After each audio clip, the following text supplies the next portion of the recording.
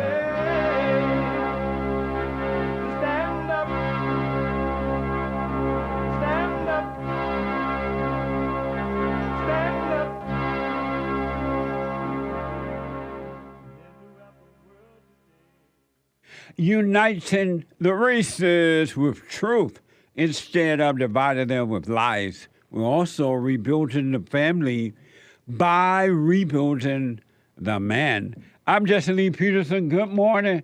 Welcome to the show. Good morning. Hi, y'all. It's Thursday again. And from what I'm told by the weather report, we never know until it happens nowadays. But what I'm told is that in Los Angeles, at least, it's supposed to get up to the low 80s, I think, in weather. You know, amazing. It's been like weird weather lately. We'll see what happens. Anyway, you can get involved by calling in at 888-7753-773, 888-77-JESSE, Jesse, Jesse. My biblical question for this week is a doozy, and the responses are amazing. What are you trying to win? What are you trying to win? You ever ask yourself that? No, because most people don't pay attention to self. Their eyes are on everyone but self. They know nothing about self, but they know about everybody else. What are you trying to win? We have every way that you can watch and support the show listed on JesseLeePeterson.com/show, JesseLeePeterson.com/show. And I know a lot of you are traveling. You are trying to watch out for the smash and grab people. You are white and getting beat up in Chicago. If you're in the wrong neighborhood, just because you're in the wrong neighborhood, not even because they want your wallet, but just because you're white and in the wrong neighborhood, you're getting beat up. And in one case, at least, you're losing your unborn child. In case you're trying to buy fentanyl or withdrawal or whatever you're doing, or you're just simply working out or making breakfast, lunch, and dinner, or whatever, taking a walk. You can be listening to the show on your iPhone or iPad, and then you can podcast later when you have a little time. You can podcast the show, all right? But you could be listening on your iPhone or iPad by calling the listen line on TalkStream Live at 605, that's 605-615-4131. That's 605-615-4131. And to donate and have your comments read out loud, go to buymeacoffee.com. Buymeacoffee.com/JLP Talk.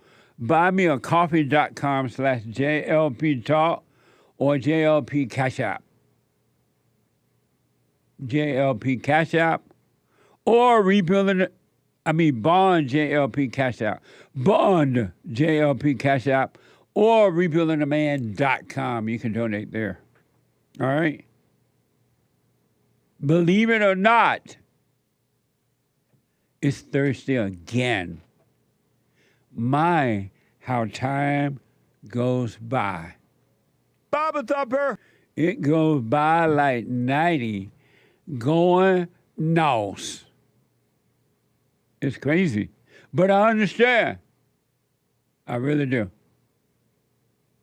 And so some of you, a lot of you knew, and you might not be aware, but we have on Thursday, we take all calls, but especially Bible Thumpers call, because I love the Bible Thumpers as well. I love all. And I want to give the Bible Thumpers a little bit more time. And so we have on Monday, Female Monday, we take the females' calls first. On Tuesday, Country and Western Day, we take Country and Western Day calls first. On Wednesday, Manhood Hour, we take the men call first. Thursday, we have Bible Thumper Thursday. Take the Bible Thumper call first. Ask if calls are coming in. And then we take, on Friday, everybody. It's Open Line Friday. Whatever you want to talk about, right? So it's Thursday. And it is Bible Thumper Thursday.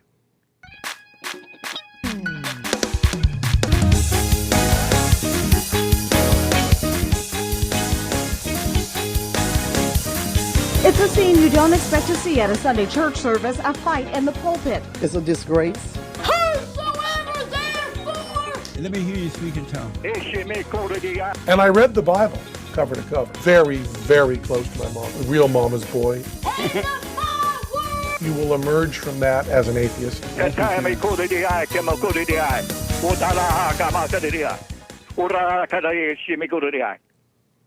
What did you just say? Amazing.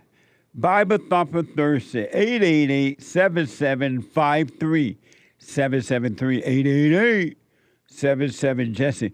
In the meantime, I want my experts to come in. I have not discussed what I thought about this particular TikTok video. I think it's a TikTok video. Yeah, TikTok. And I wanted to hear what they think about it before I put my little 2 cents in. It's a very interesting video.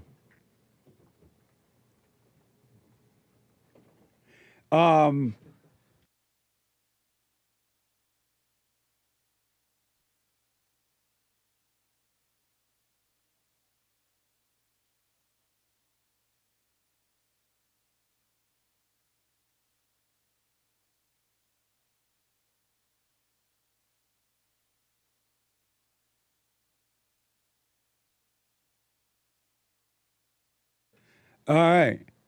And son, come back. I want to hear what all of y'all think about this one. It's a doozy. So, to my far right is the American Anchor Baby. And your left, the American Anchor Baby show is Monday through Thursday at 12 noon. And Fridays at 4 p.m. And he's an expert here on the Justin Peterson Show. And next to him is my audio engineer, Hassan. What's up? And he is an expert here on the Justin Peterson Show. And to my right, 4 on over here right, and you're over here left, Joel Friday TV. He black. And what's the name is going to get the call, so don't worry, he's going to answer in a minute. Any day now, he's going to answer. In a minute. Oh. Is he out there? He is. I think he is. We got someone on the job. Who? We just sent Hassan To tell him? to tell. Anyway, someone is being trained to do it, so that's what it is.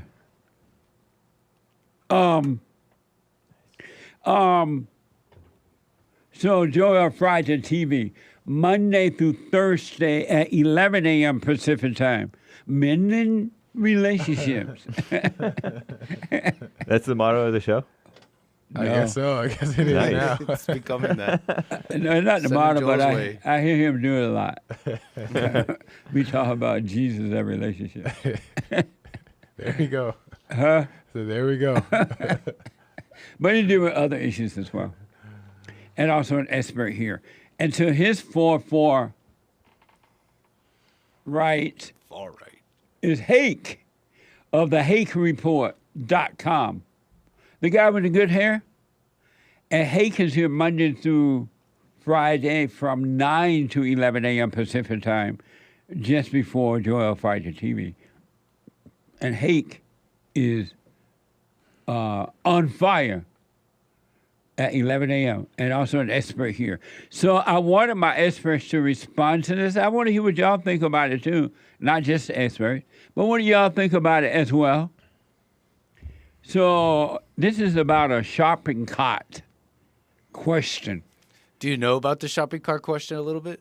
Do I? Yes. Yeah. And regards to civilization, No. the decent people put back their shopping cart. Oh. They do? That's what they Do say. you put your shopping cart back? We'll get to that.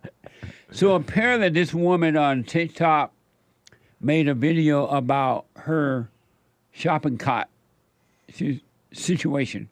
She said that she put her kids in the car, she put the groceries in the car, and she ain't got time to be going, she ain't gonna take that risk to go there to put the shopping cart back as well.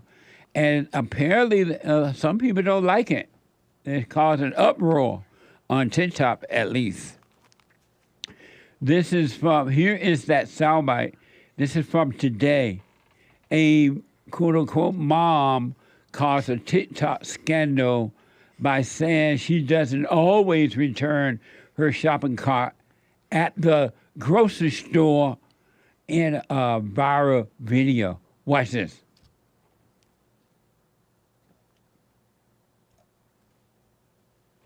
I'm not returning my shopping cart. And you can judge me all you want.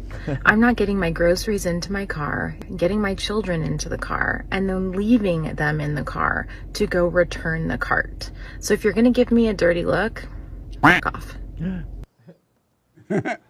Amazing. So that's what happened there, right? And the woman is a little bit more information about this female.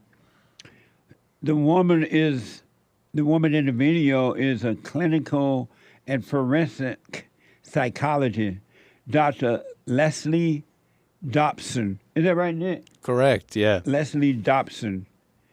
And here is some of the responses to what she had to say on TikTok from GMA.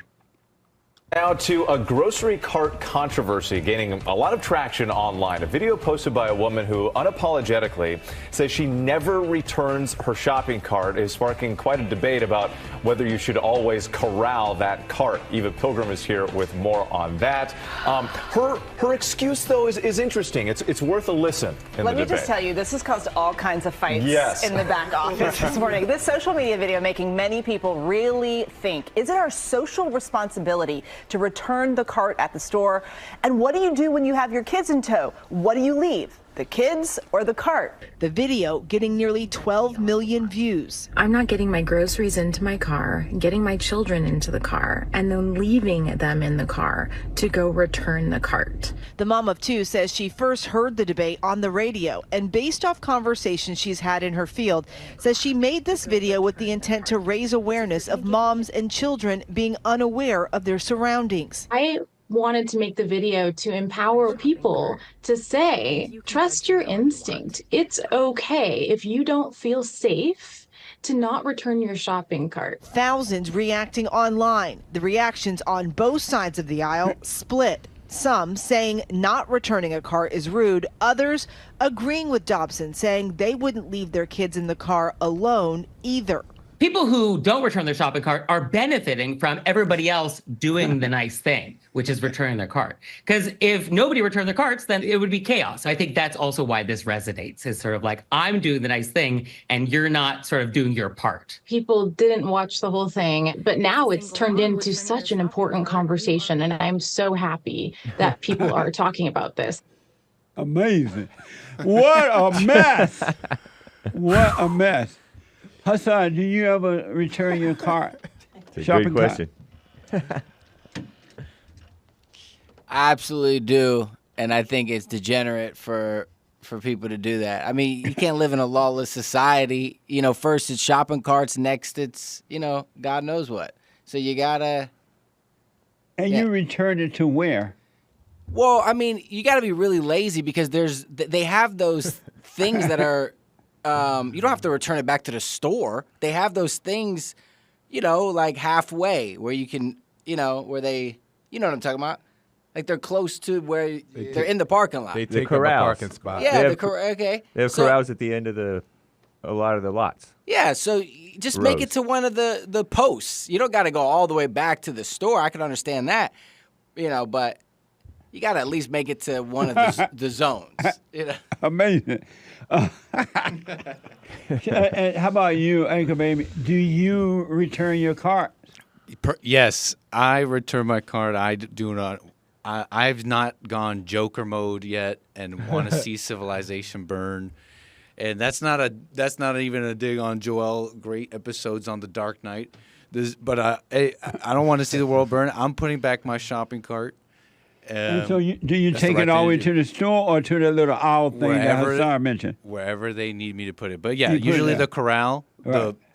The grocery store near me doesn't even have good corrals, so I have to take it all the way back. But I do it with a smile. Really? And how about you, Joel? He be like, do you return the carpet, the shop? I mean, the thing. Shopping cart. Shopping cart.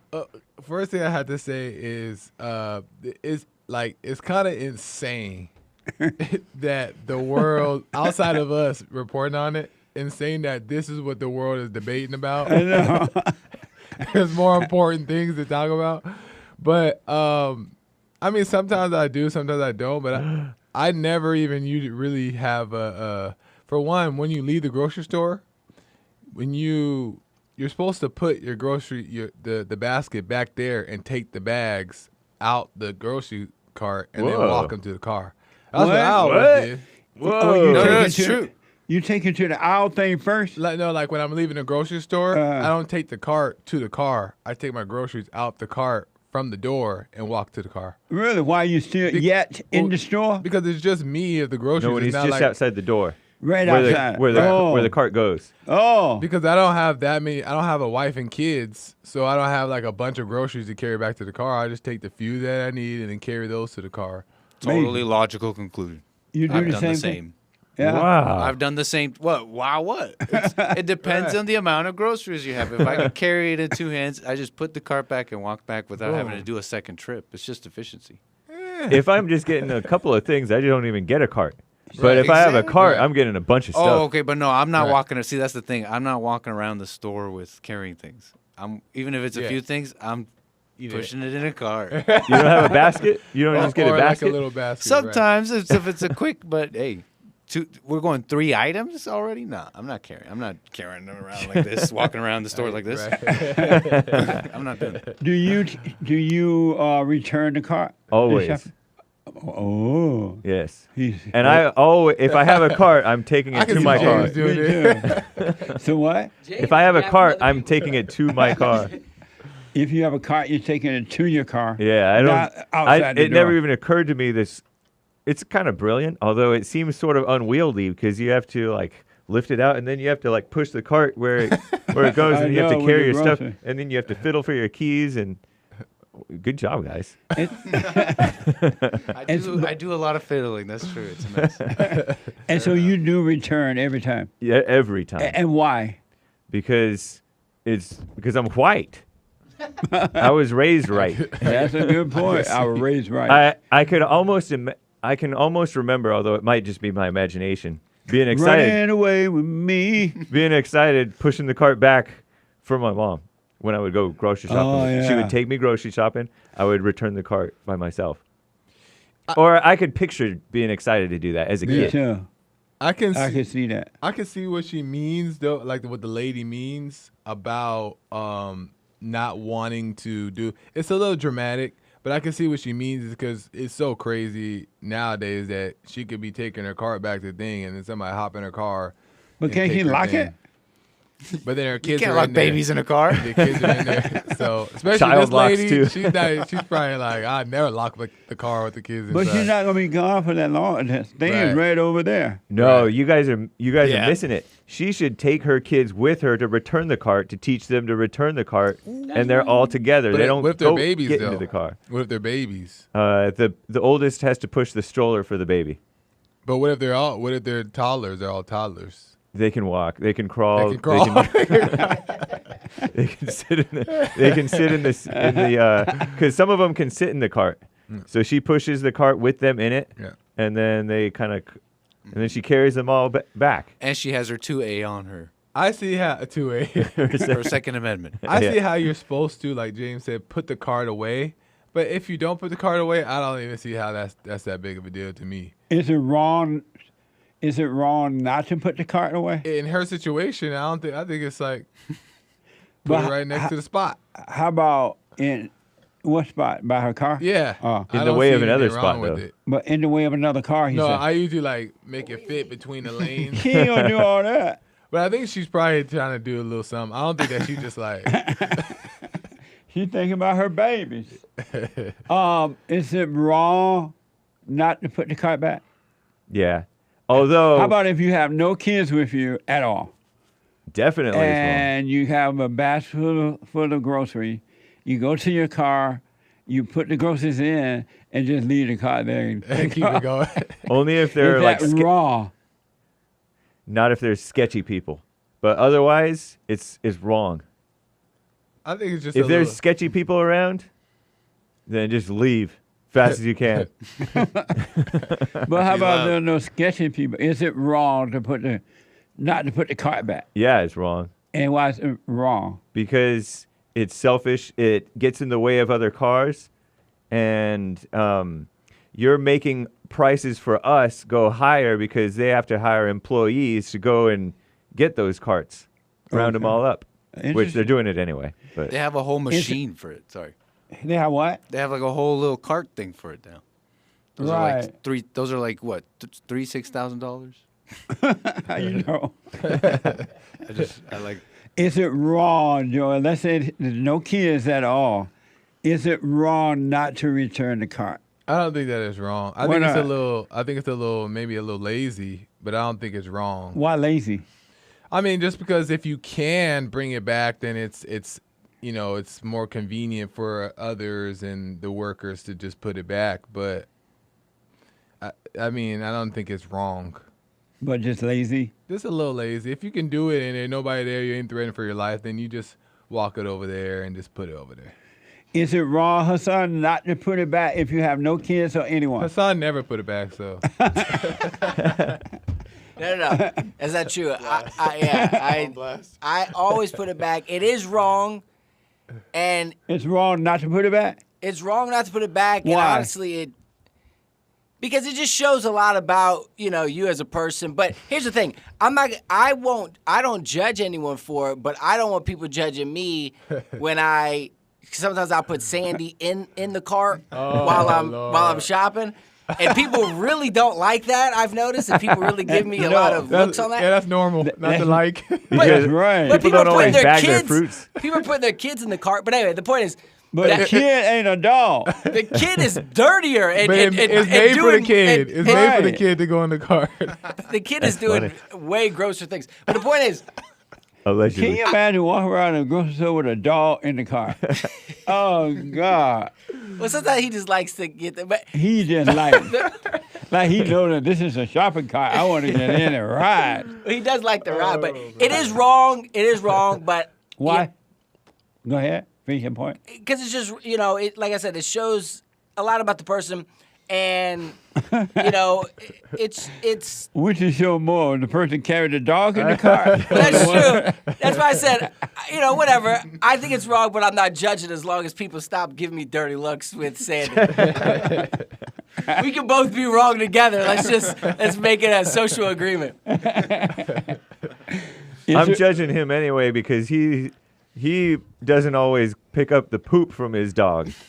Wow. There's a whole lot of people not doing that. Okay, hold on. That's true. And then he argue with the people when they argue with him for not picking it up. He argue back. No. He says we need a strong leader. Well, I better stop. Is this the same guy that says it's wrong not to return the cart? Right. But he leaving dump on the grass? Okay. Yeah, it's true. This is true. No wonder you're not judging. Yeah. Well, first of all... Are you serious? You really don't? I know why. In my neighborhood, I don't because first of all, I have 3 homeless people full-blown living in front of my apartment building. So you don't clean up your dog's dump? I don't because I feel like Okay, we're not trying. No one's even trying here. So you gotta make it worse. Right. Yeah, well, I mean, yeah, I have. I've given up in a lot of ways here. Haven't you guys noticed? I've given up. What? No. We're done. Larry David. Nick, is it wrong not to return the cart? It's totally wrong. And why? Because it's the most common, it's the most basic test of common decency. It's so basic and so simple. Because it's not about costing anyone anything. No one's gonna put you in jail over it. No one's gonna really give you any trouble for it. But you are making stuff harder for others. You know what I'm saying? It's the most easy test of common decency. Like, do you have it? And I get it. Like, society's falling apart or whatever. But it's not like that bad. Like this woman saying, it's not like that bad. It's bad in some areas, right? It just it changes up. And so I imagine this woman in like, I wonder if she's in a bad area or a nice area. She sounded like a mad. nice area. She sounded mad, so she's like, "I'm gonna do this TikTok now because someone gave me a bad look just a minute ago." Oh. But you know what I'm saying? So it's like, yeah, I almost understand maybe what she's Probably getting really at. in her head, though. I don't think anybody's really like giving her. Nobody paying no attention to her. If it's dangerous, nobody would want you to put your shopping cart back. What were?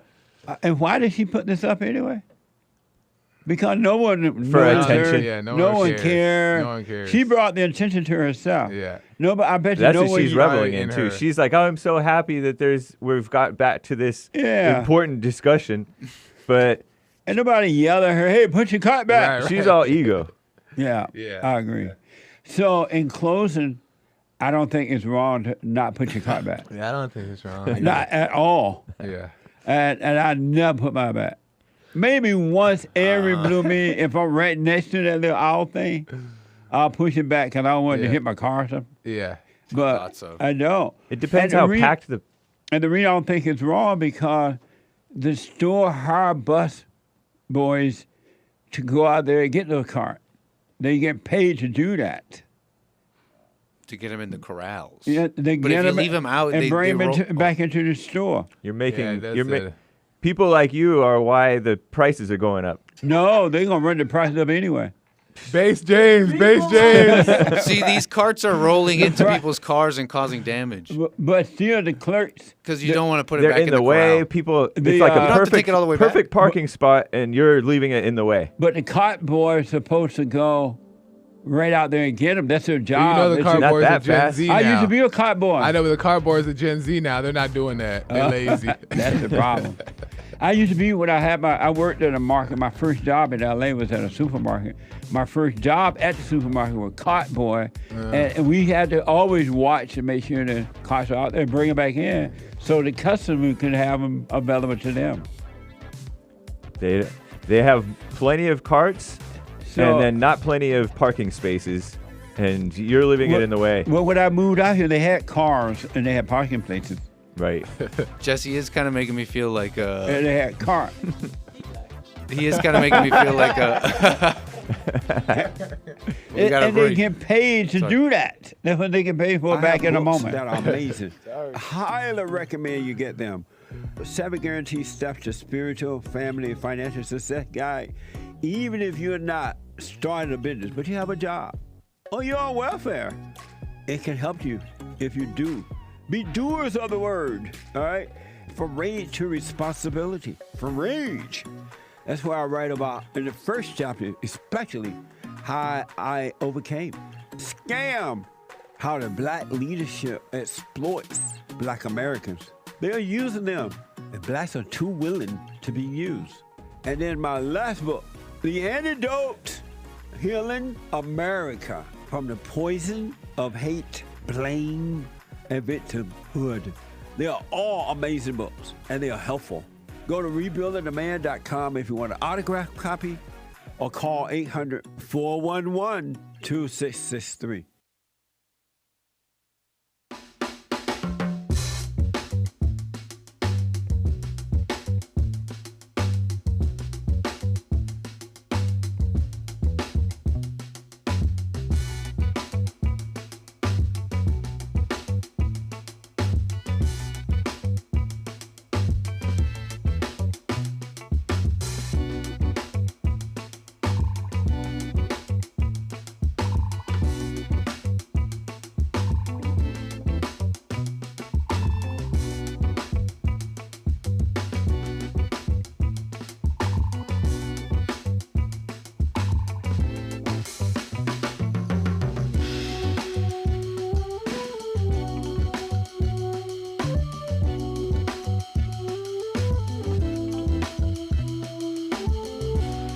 888-7753-773, 888-77-JESSE. We're going to get to your calls just in a moment. I want to, and super chat. I want to just finish up with the expert. So I said that it's not wrong if you don't take your shopping cart and put it back into that little aisle things. And if people do it, that's nice. But you're not wrong because you're paying for groceries and you're paying the salary of the boys, the shop boys, and sometimes females now, that are supposed to go out and collect. They keep their eyes on the parking lot to keep the parking lot functions clean, right? And, pick up the stuff like that. And so they've been trained how to do it and everything. And they're supposed to walk around the whole lot to collect the carts and bring it back to the store to make them convenient for the guests. That's the job description. That's the job description for the cart boys? The cart boy. The chat is all saying that you're supposed to take it back to the corral and return it. Jesse, what's wrong with you? We ain't never even had no corral beforehand. It's just a courtesy on the customer if they decide to take it back. But they have guys getting paid to do that. Maybe. And the more you do it, I don't know. the more the guys don't. But the guys who gather the carts, they don't put them back into that corral at the end of the parking lot. Right. They put it all the way in next to the store. Right. So that's what they're supposed to do. Those corral things are for us to put back. But that right. But it's like it's nice if you do it. No, you're just if supposed you put to. it back, but you're not wrong. Exactly, that's decency. You know what else would be nice if you did it? Well, it's not decency either. It's not either decency or not. It's just you're a customer that walk back over there and put that cart. Thank you for that, right? But they get paid to collect the carts. So you're saying that we're paying them to collect the carts. And now you're doing the job for No, them. we're paying them to collect the carts from the corral. No, and then you're making the prices go up even higher by making them work even further out, and they don't even care. James Stone solid on this one. That's what I know. But what happened is they put those little corral things out there, and they train you to bring them over there. You unconsciously been trained to I drop like them it. off I need my into- exercise. You think you like it. Whatever. Because if they had never put if them I think there, I like it, then I'm happy. if you had never put them there, if they had not put those little corral things, would you be taking the cart over to the corral thing? I would take it all the way to the front of the store. Sometimes I James do. would do that. He's a holy. His mama may beat him if he does that. But I don't think anything wrong with it, to be honest. Yeah, I don't think that is wrong either. I mean, I understand. Joel what puts James it not. laziness Joel is at wrong? least puts it kind of not in the way. I just. Do you leave it in the way? I want to know how he does it. Well, you don't think laziness is wrong, so. Hassan asked me during the break. Hassan asked me if I went to Chick-Fil-A, I guess, and when I get my meal, do I put the trash into the trash can? I said no, but I'm playing. Okay. I dumped that. And so you put the tray back on top of the trash can Right. thing where it has that. I don't think he does. At that point, I was thinking at this point, Jesse think he's king. Everybody does everything for you. You know, this sort of harkens back to like the old days of flying. When you used to fly, you were treated like royalty. You had to pay through the nose. Right. And You ain't had to pay that much. Well, it was pretty expensive, I heard. But I don't remember being expensive, but okay. well, you made a paycheck to come to California, right? They were $50. Oh wow! Somebody said it was $4,000 at one time, a cross country trip, and now it's like I don't believe that. I don't know. It ain't even $4,000 now. But anyway, like the quality of what you get from So I paid $50 for my first trip to LA.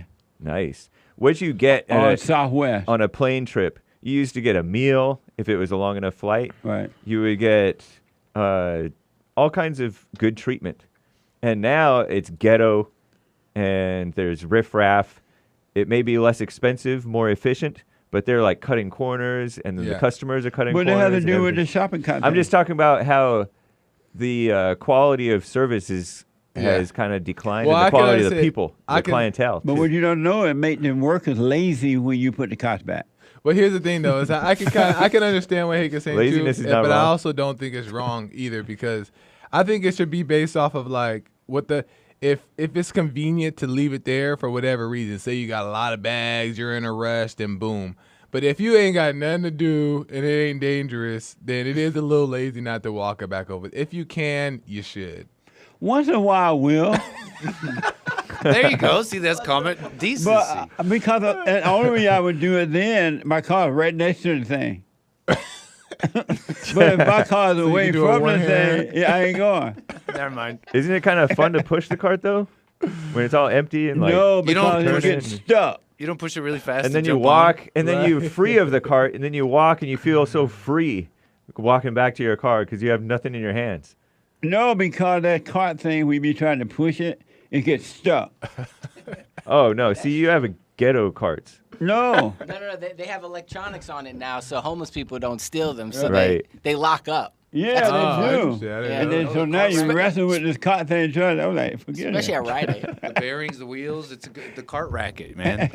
You got to get on the scrapping cart racket. You have to know how to select the proper cart. But the moral of the story is don't let your dog take a dump on the grass. That's the moral.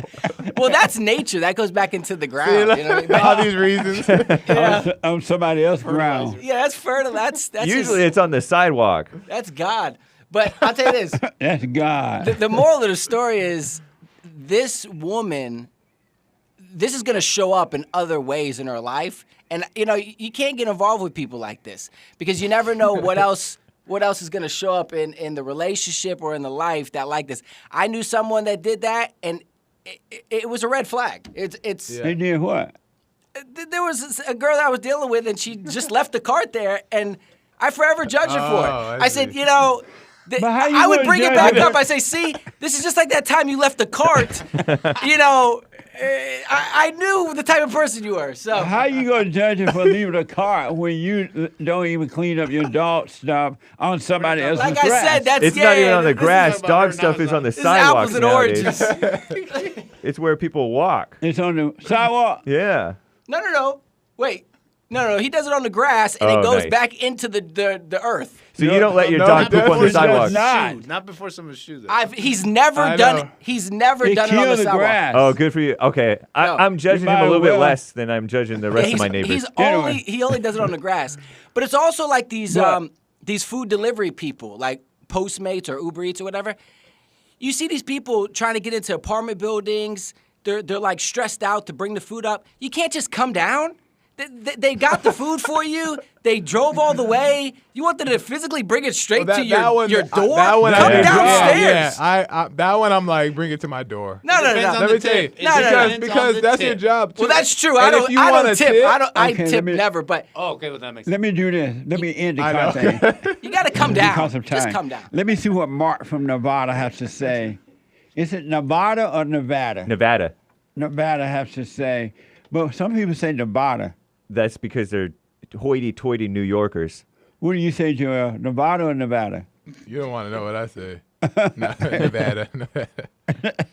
Mark out of Nevada. Welcome to the show. You're on the air. Hey, Jesse. Hey, guys. Hey, Mark. Hey, I just wanted to say it is absolutely wrong to not put your cart back.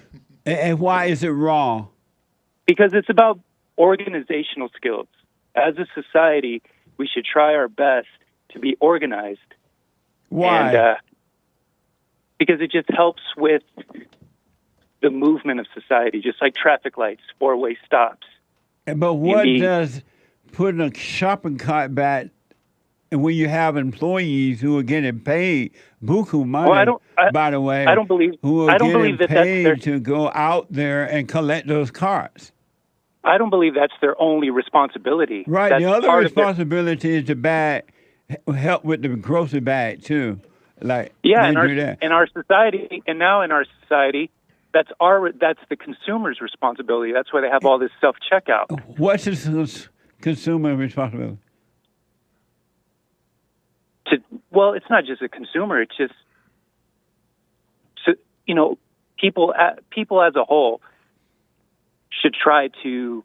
What is it when you say that's the work on their consumer organizational skills. responsibility? What is the consumer responsibility? When you say it's this consumer responsibility, what are you referring to? Well, I'm saying now we have to bag our own groceries and self-checkout. And do you know that you still pay buku money for that? Well, it's like, I mean, I think you said it before. It's not going to matter about bagging your own responsibilities or taking your cart back. It seems like... Do you know you still have to pay buku money? They training you to bag your own grocery, but the cost of grocery is still not going down, and you're just trained to do it. It's the same way with gas. At one point we had people at the tank, at the gas pump, to pump the gas for you. You pay for it. They got paid. They had a job. They got paid. They earned a living. You got your service. And now they're making you do everything and pay high prices, and now fewer employees.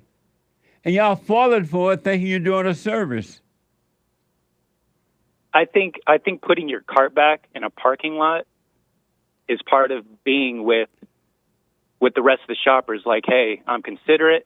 I have organizational skills. Let's keep track. That made no sense at all. You're not showing that because of employers that walking by you. They don't care. They don't even see you over there. It's about the other. It's about the people parking. You're in the way. You're leaving it in the way of other people trying to park. Exactly.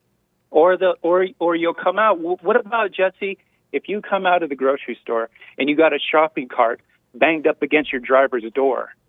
I'm like, you're not going to. No, what happened when I see it, I cuss. Yeah, it's about doing the right thing. You don't. But how's that? That's not the right thing. How's that the right thing, though?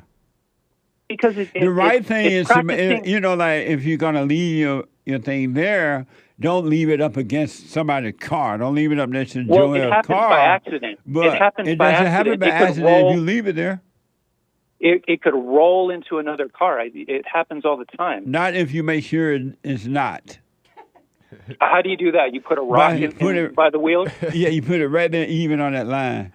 Or what do you guys say?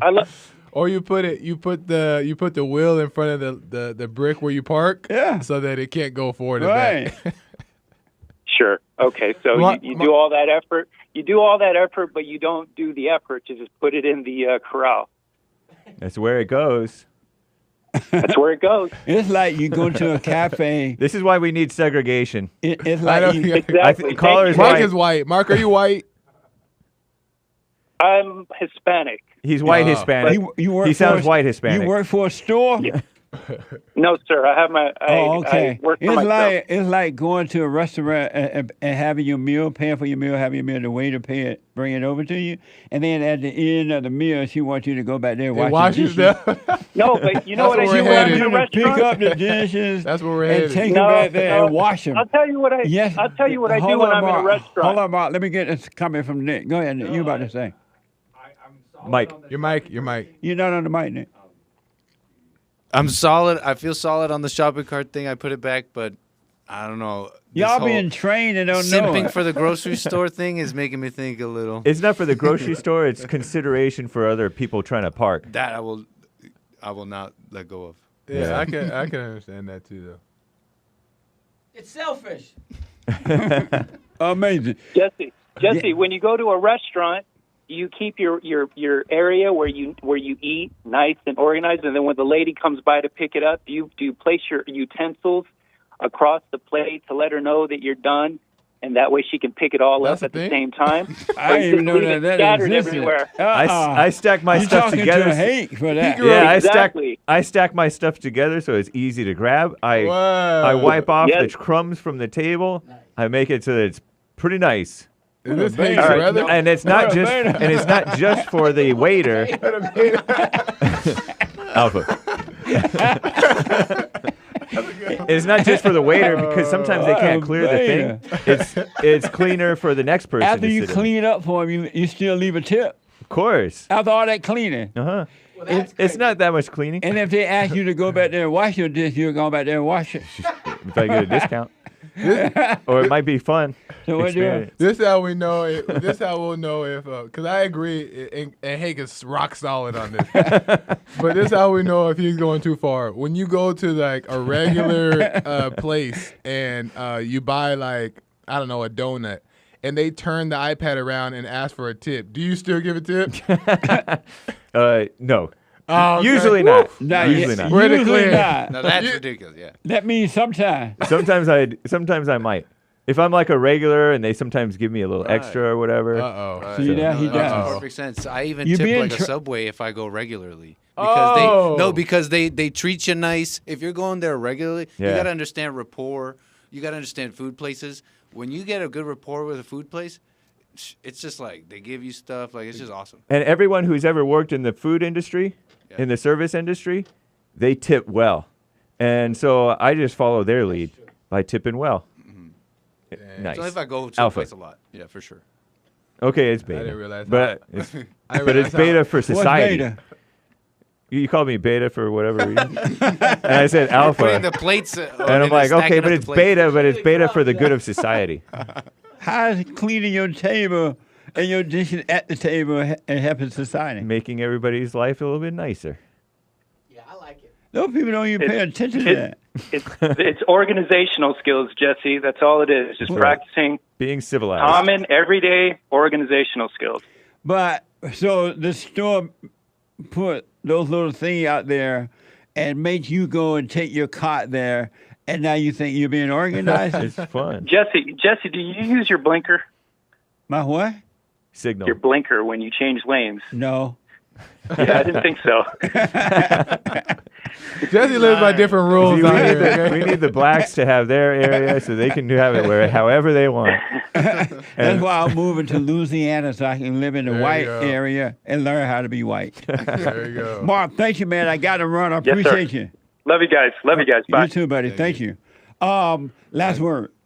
That was fun. That lady she's just all ego, like I said. Forget her.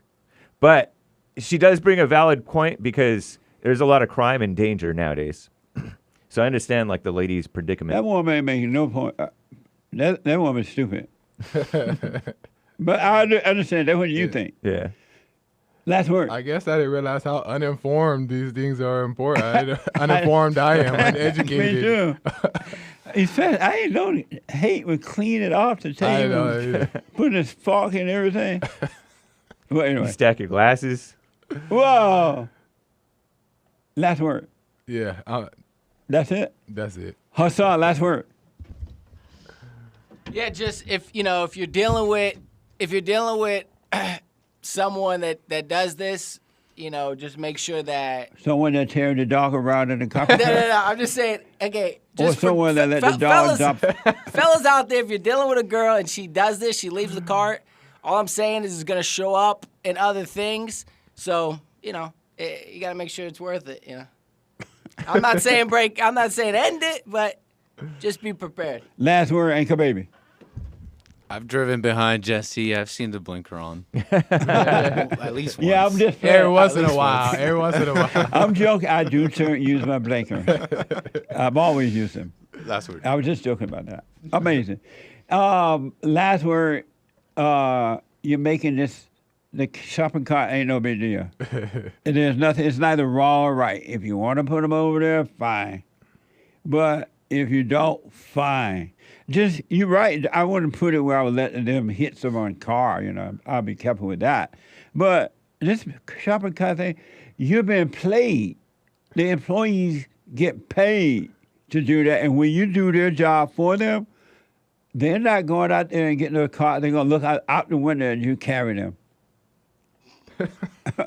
They looking at you doing it. I used to work for a supermarket. I know how that goes. But did you quit or did and they most fire of them are you? union members, and they make buku money. But did you quit or did they fire you?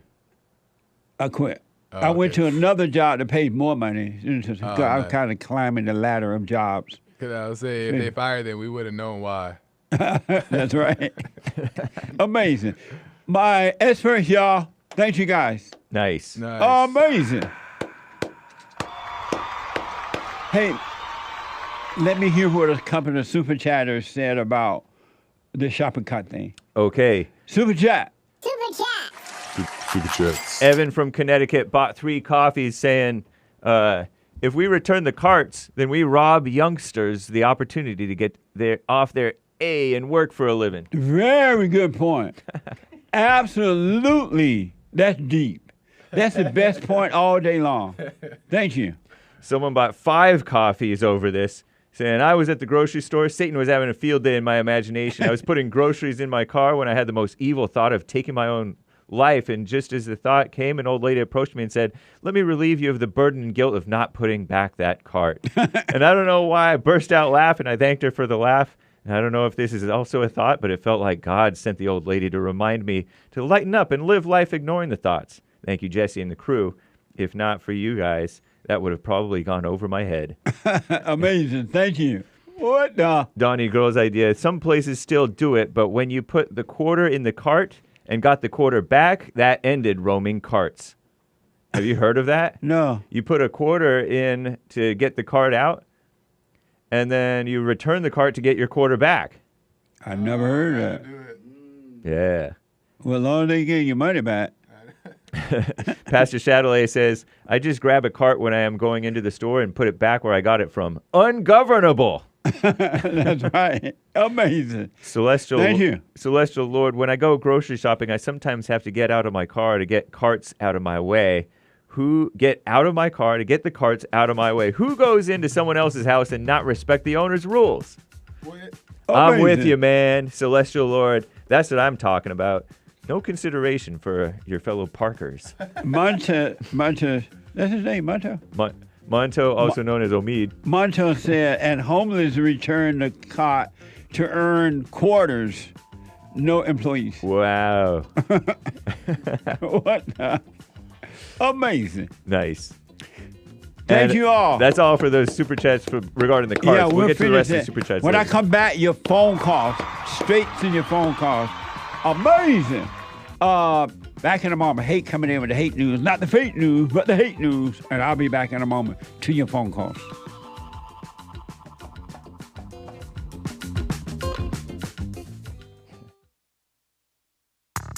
I recommend you get a copy of my book, From Rage to Responsibility.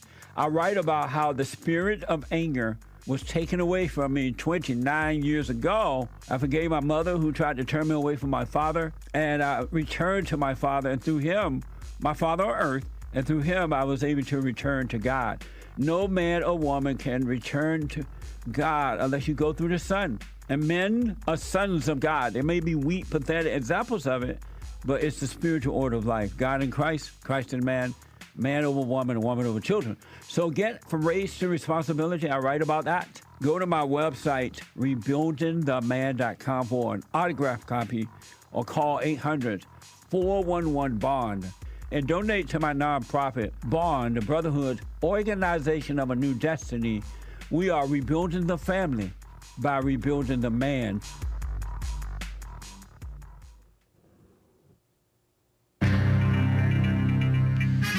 A whole lot of mess going on in the world. Am I right or am I right? This is the end of hour 1 of Bible Thumper Thursday. Too bad we didn't have a Bible verse about returning shopping carts. It's June 6th, AD 2024. There is one line open. You can call in right now if you're listening live during Hake News, Not Fake News. If you're not listening live, you're listening to the replay. You can also audio podcast. JesseLeePeterson.com/show. JesseLeePeterson.com/show has links to the different podcast platforms. So check that out. Starliner, it actually took off, according to CNN. Call me Nonsense Network, okay? Boeing's Starliner spacecraft carrying to NASA. NASA does not mean lies, okay? I read the fact check, and fact checks are never wrong. 2 NASA astronauts expected to make an historic docking, or a historic docking, at the ISS, International Globo Homo Space Station, at 12:15 p.m. Eastern Time today. That's during the Hake Report, by the way. Those eager to follow along can tune into Commie Nonsense Network website for live coverage or follow the journey on NASA's, far-left extremist NASA's website. I call them extremists because they're into the diversity stuff nowadays, and Trump's not in charge. Even if Trump were in charge. It's D-Day's anniversary. Today marks the 80th anniversary of D-Day. Happy D-Day. A lot of people died that day, I think. The first day of the Normandy landings that laid the foundations for defeating the Nazi Germany in World War II. the so-called Allied invasion. Ally has become sort of a dirty word. Maybe it always was, not sure. In 1944, saw tens of thousands of troops from countries including the United States, the United Kingdom, and Canada, landing on 5 stretches of the coastline in Normandy, France. It was a coordinated effort across air, land, and sea, which the U.S. Department of Defense, DoD, calls the successful beginning of the end of Hitler's tyrannical regime. Presidents, prime ministers, now they have other tyrants everywhere. What a mess. Presidents, prime ministers, and monarchs from NATO nations, Globo Homo NATO, are gathering in France this week in what will likely be the first major decennial commemoration attended by a significant number of veterans. Even a 19-year-old who stormed ashore in the biggest amphibious operation in history would soon be 100. Wow. Interesting, huh?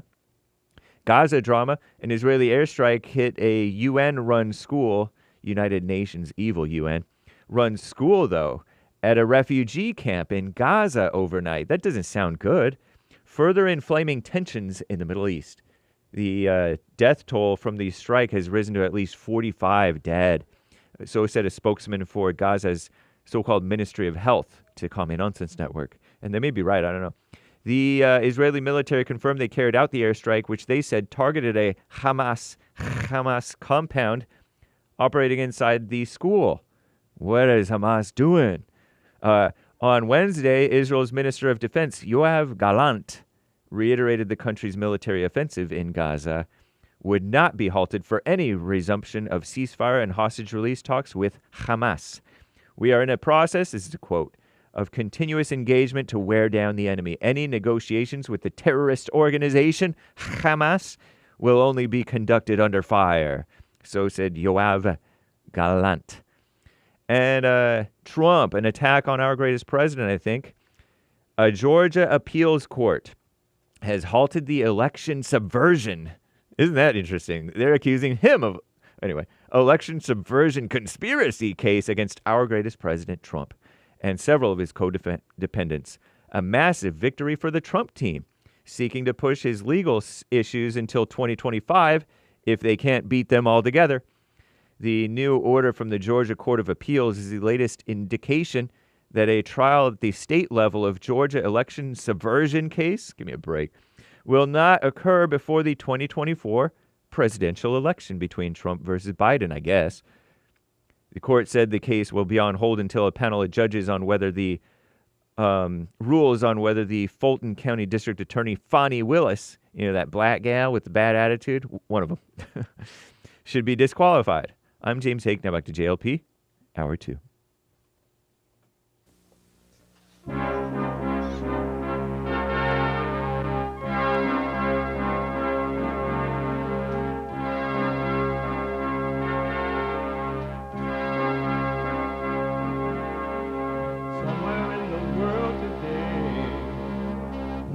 To stand up strong, face the truth about themselves, to understand what went wrong. I know we can find a way. I know we can find a way. I know we can find a way to stand up, stand up.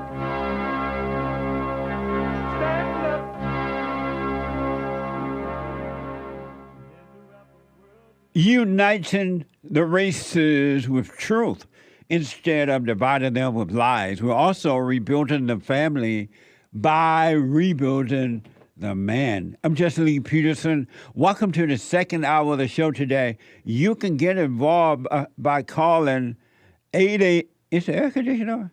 It's freezing here. Turn that fan off there right here. 888-7. I'm like I'm over at the North Pole somewhere. No, not. They turned the fan off here. Thank you, Nick. 888-7753-773. 888-77-JESSE. Jesse. Jesse. My biblical question for this week. What are you trying to win What are you trying to win? An amazing question. You can listen to the show on your iPhone or iPad if you're busy and not able to sit and watch it. You can be listening live at exactly what's happening by calling the listen line at 605-615-4131. That's 605-615-4131. Amazing. And to donate and have your comments read out loud, go to buymeacoffee.com/JLP Talk. Buymeacoffee.com/JLP Talk or rebuildingtheman.com. You can donate there, rebuildingtheman.com. It's Thursday. It's the second hour of the show today. Every Thursday is Bible Thumper Thursday.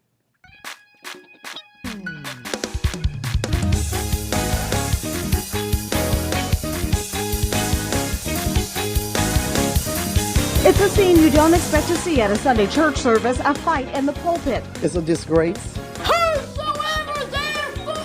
Let me hear you speak in tongue.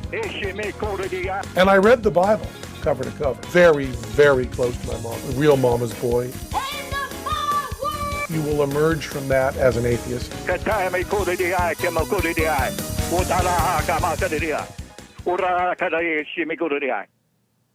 What did you just say? Amazing. 888-7753-773. Let me go to some of these with the phone call. The messages are too long. I don't know what they are. Let me go to DeeDee, a first-time call out of Canada. DeeDee, welcome to the show. You're on the air. Hi, Jesse. How are you doing? All is well. Speak up a little bit, DeeDee. Okay. So I actually have two questions for you, Jesse. Okay. I've been listening to your show for a while now, and I'm doing the silent prayer. I went and forgave my mother. I called her FaceTime, and we talked, and it wasn't difficult at all. And she said it was fine. She knows that she's wrong and all that. And for my father, I did not yet. I have to call him. So my question is... my husband. Ever since I started doing the silent prayer, I think he's going crazy, Jesse. Why do you think that? He's saying things that don't make sense. He go at his job and he's telling me that they're trying to track him, that somebody's trying to kill him. A lot of stuff going on and telling me to help him. Speak up a little bit. He's telling me to help him. I don't know how to help him, Jesse. And I'm a little overwhelmed. I don't know what to do. It's really bad. And he smokes pot. Oh. Is he like... Yeah. So he's having, like, personal issues with his imagination and stuff? Yeah. And I stay at home with my kids. I have 3 kids. I take care of my kids, and I obey him. I do everything that he says. But I think I'm starting to hate him because he called his mama crying that he needs help, calling up everybody. And he can't deal with himself. I don't know what to do. And telling me to help him. Oh, and so he's crying out for help as well. Have you tried to get him some type of professional help, like at a hospital or something? He's seeing a psychologist, but I don't think that helps. They gave him a bunch of pills that he's taking. It's not working, Jesse. Oh. He tells me that he want to stop smoking. He smokes cigarette and pot. That he wants to stop, but it's too strong. He can't. And so he wants help, huh?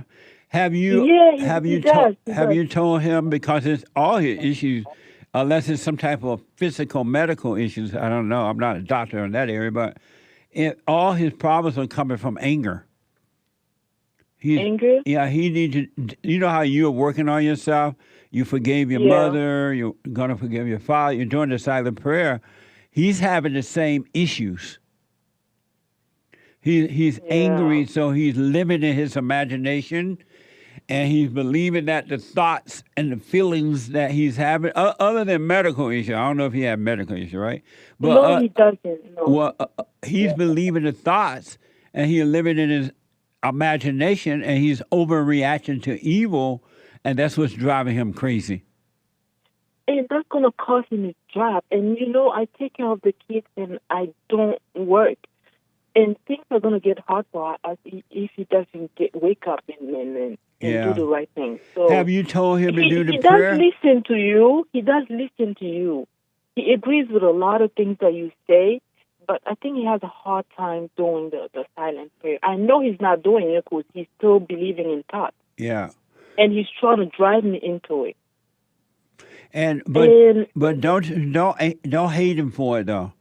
Don't argue with him about it and all that. But don't hate him for it, because if you hate him, I'm sorry. How do I stop hating? Because I feel like anger. Ever since he called his mom and told us all our business, I don't like telling my business to my family and people. Right. Yeah, I like you're to right. deal with things. Yeah, I like to do. That's why we left America and we live in Canada now, because the family was too. It was crazy. They were all over our business, trying to break us up, everything. So we left far away, and I think he can't deal with that, with the loneliness. Yeah. He can't deal with that.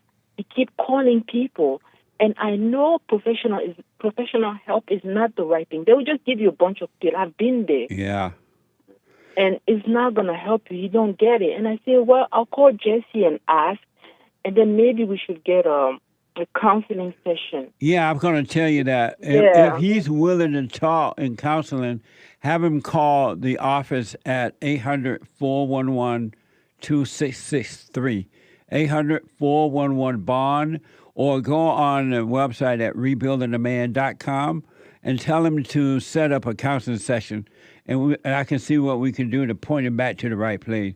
But if all he's doing is dealing with his imagination stuff, he got to overcome the anger so he can stop believing the thoughts, so he can be free of that. Okay. But have you talked to him? You said that he is not doing the silent prayer, or he tried it? I know he's not. He's not doing it. Oh, Because he's still in his thoughts. How you doing the silent prayer and you still believing in thoughts? Yeah. What I would, if he listened to my show or listened to what we deal with here, tell him I said for him to practice doing the silent prayer so he can calm down from the thoughts. Yeah, he said he doesn't have a male figure in his life because his father died when he was like 6 years old. Right. We're from Africa, both of us. Oh, okay. And and his mother is living in Africa, and the only person that he has is his mother. Well, and I told him you help men to rebuild their family and all that. He knows a lot of things about you. He watch a lot of the show. Right. So I said, if you don't have someone, then I think I should call Jesse because we've been listening to you. Yeah. Well, have him set up a counseling appointment, and in the meantime, tell him I suggest for him to start to get real serious about doing the silent prayer every morning, every night, so he can be, God will bring him out of his imagination, out of those thoughts. Okay. Because if that's what's driving him insane. And he needs to forgive, too. He got to drop the anger. Have him set up a counseling appointment, all right? I will. Thank you so much, Jesse. I appreciate your show, and thanks. You're welcome. And you stay with the silent prayer, and when the temptation comes to be angry at him, let those thoughts pass. Don't fall for it. Okay. He can't help himself. It's not him. It's something else. Yeah, he told me that. Yeah. And I feel bad for him. He said he can't help it. Right. That's why he got him do the silent prayer so he can calm down, so the truth can catch up with him, and the truth will take over and cause him to overcome the imagination. He'll be fine. Okay. And you're so right, Jesse, when you say that. As soon as I started the silent prayer, I see evil all around me. Yes. He's trying to bring me back into the thought. Yeah. He's trying so hard to get me out of it. Like that. That's how I know it's real. Cause Yeah, that's why it's trying to make you angry too at your husband, so that it can draw you back in as well. Don't fall for it. Resist the yeah, temptation. and the thought is telling me just go get a job, leave the kids, take them at whatever, go get a job and work because he's not doing well, so you can take over and do it. I was like, no, this is not God, boy. This is wrong. Yeah, taking one day at a time. After that, then I even see people telling me, try to get a job. They're telling me, oh, this, you can do that, you can do that. And I was like, no, this is not from God. You stay present, and you will see what to do. And don't do anything until you see what to do, until it's clear. All right. Thank you so much. I wish you well, I'll have DeeDee. the counseling, and then we'll call you. Okay. Thank you. Absolutely. Bye now. Bye. 888-7753-773. 888-77-JESSE. Let me go to Milwaukee. First-time caller Isaiah out of Milwaukee. Isaiah, welcome to the show. You're on the air. How you doing, Jesse? All is well, Isaiah. Okay, so for entertainment purpose, I mean, I know today is Bible Thumping Thursday, and I've been watching you for quite some time, and I appreciate all that you've been pretty much sharing. Uh-huh. So, but I kind of like wanted to touch on, like, I don't really believe it. I'm like in the middle as far as Jesus being God, but there is a scripture where he speaks to a woman that was in discharge, where she comes behind him and touches his fringes, and he tells her, excuse me, daughter, your faith has made you well. Right. So I just kind of like wanted to get your input on that. Her faith made her well. It wasn't him, but it was her faith that made her well. Right. But he referred to her as daughter, and that wasn't actually, his daughter. That's kind of, so if we entertain that whole thing, I just kind of like wanted to see what you thought about that. Well, I don't know what he meant by that, but I do know that all of us are sons and daughters of God. And just that we've been turned away from him, and because our mothers have turned us away, or grandmothers, we've been turned away from God. We don't recognize that we are sons and daughters of God because we are sons and daughters of evil until we forgive and return to the Father. Maybe he would tell her that. I don't know, but maybe he'll remind her that she is a daughter of God. Yeah, it could be the case, absolutely. Yeah. And I don't. And if I can just get a little bit more, I don't know how much. So time let me ask you this: you said that all the way believe that Christ is not God. Do you somewhat believe Jesus is God?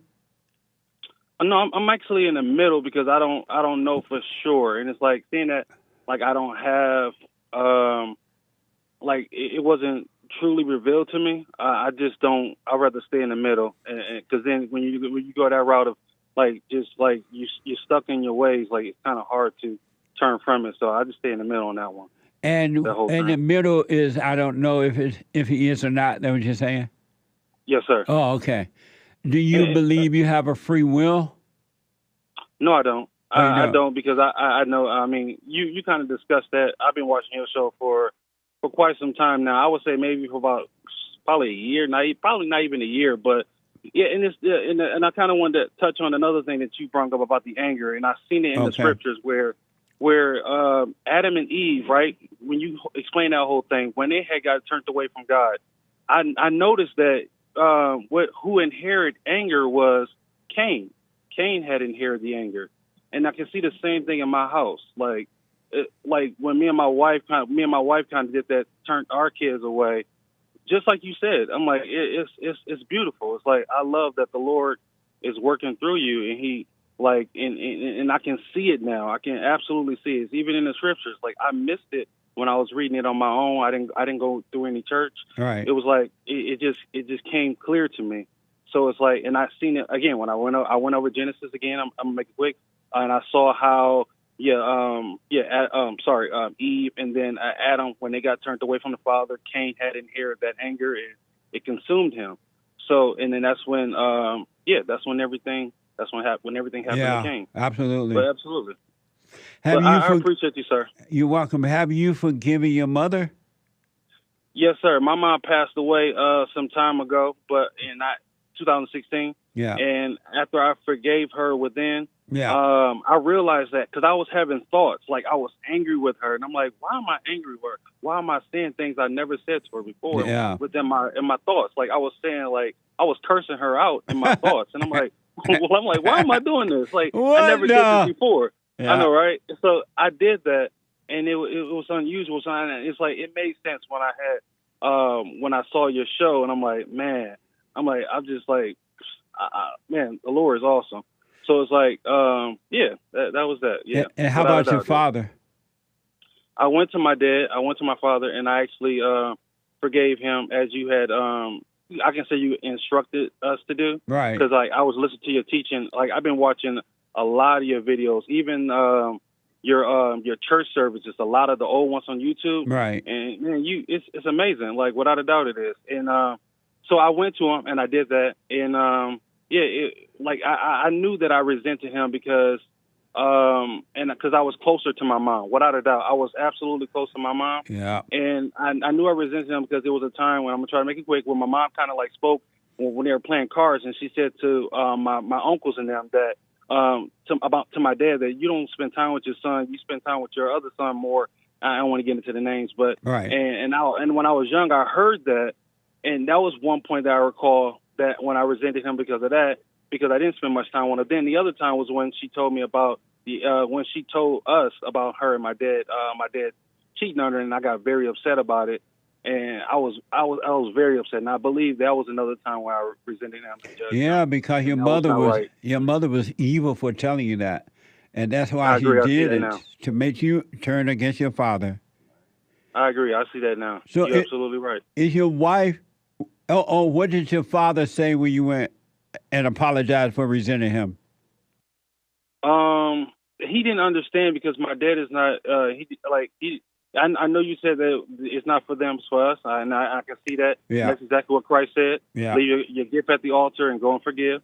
So, he didn't understand at the time, and so I kind of like just told him exactly how you. I don't recall word for word. So I didn't want to kind of get into that. Absolutely. But I do recall like how you instructed me to do it, and I did it that way. But I don't recall word for word how it went. But I just know that he didn't fully understand because he's not into the Bible. But then eventually he kind of came around and he was like, it was like we just kind of like, it was almost like we embraced each other. We laughed and, we've been okay ever since. Right on. Amazing. Absolutely. So what other thing, is your wife working on herself? Well, it kind of, like, I would say she's not, but I believe in a sense she somewhat may be, like in a sense. And I would say my wife, I knew that in the very beginning that she wasn't going to obey me, but I didn't understand all that at the time because I see in the beginning. I'm trying to make it quick, but in the beginning I kind of like was taught that we. Just take your time. Slow down. You're fine. Okay. Yeah. Okay. So I was kind of taught that we were from evolution. Like in school, I was going to elementary MPS, and they taught us that we came from evolution. So then, as I got older, I kept seeing all this death around me, and I know I usually didn't cry when I seen death, but then I kind of like at one point. I felt like it was wrong for me not to, and because I seen everybody else crying, so then I forced myself at one point to cry while I was listening to like a listen to a Mariah Carey song, and then so after all of that, as I got older, I asked myself I guess you can say I asked God because I was wondering what life was about, and ever since then I kept going to I went to one pastor in particular who was a mentor at the time. And he kind of told me, he didn't teach me too much, but he kind of just said, your spirit. I kept saying, why am I, I'm seeking, I want to know the truth. And he kept saying, your spirit is, that's your spirit. Your spirit wants to know the truth. And I'm like, at the time, I didn't understand what he was saying. But then when I went on my own. I said, because I felt like I wasn't getting the truth from a lot of like the people that I were going to. So I just went on my own. I started reading the Bible. And as I started doing that, I noticed that the Lord, like without a doubt, I had a dream at one point that I seen 7 demons, and I faced them all, and I said, I'm going to defeat you. And I'm like, what the heck? It's like that was strange to me. And I told my wife about it, because at that time I was, without a doubt, I would go to my wife and I would discuss things, and I know what you say about those things. But so anyways, I wasn't into it as much. So does she obey you? At this point, no, sir, she does not. And what is it like living with a woman who will not obey you? It's a fight. Like, just like you said, is she giving me?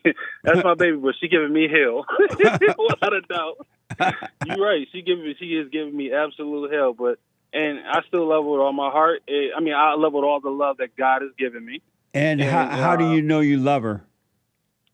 Because I don't like. Okay, so when she does things, like when she don't obey me, and when she doesn't obey me, or when she doesn't do like things around the house or help out, or when she disagree, I don't have a different feeling towards her. I still love her. I still want to be there for her. Even if she leaves me. I remember at one point when you were telling me, or when you were telling, I'm sorry, I was listening. I've taken it as you told me. But when you were saying that we shouldn't try to make things work. Right. And also, you also said that if the other spouse or the other person is not working on themselves, then you shouldn't far as the sexual part, you shouldn't try to get things from them.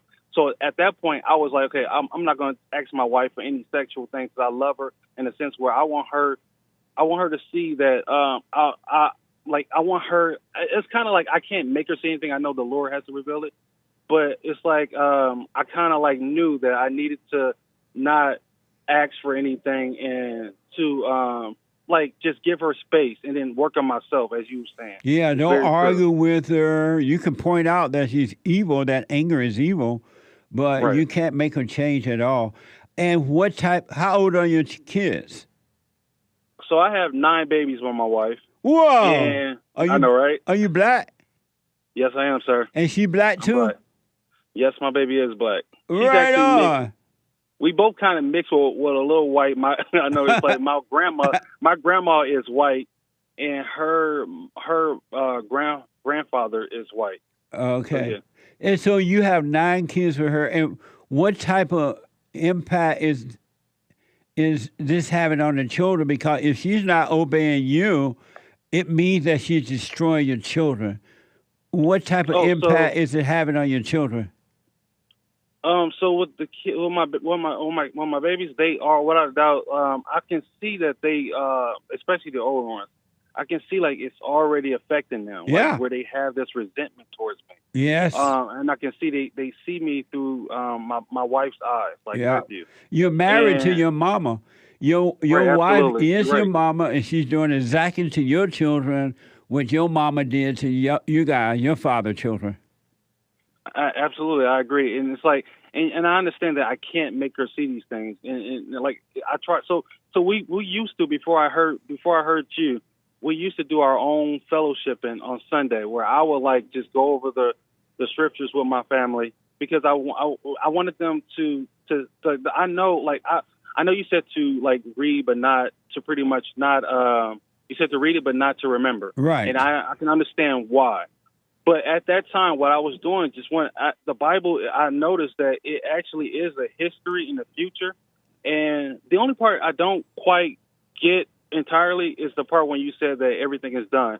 In a sense, I understand it, because in a sense, I know that everything is done, because Revelation tells us, I know that Jesus drew all people back to him when he did what he did, when he brought us all back. So in a sense, I know it's all finished. Yes. I do know that, but I kind of like at the same time don't really see it clearly yet. Well, if you stay with the silent prayer, here's what I'm telling you that is absolutely true and without a doubt. You stay with the silent prayer and stay present, watch those thoughts, you will come to see and to know that everything is done. The kingdom of heaven is inside of you. You are not a sinner nor a saint. You have been bought and paid for. You have never done anything wrong in your whole life. Something else been driving you, and you thought it was you. You identified with it. You're going to see that you're already, quote unquote, saved. Everything is already done, and we just need to live. But because human beings believe in the imagination, they literally think that the thoughts are true and that they're theirs. They're not able to just live in the present. They're not able to just have a life because they have identified with the death instead of life. That's very true. I agree. What a mess. Thank you, sir. I know, right?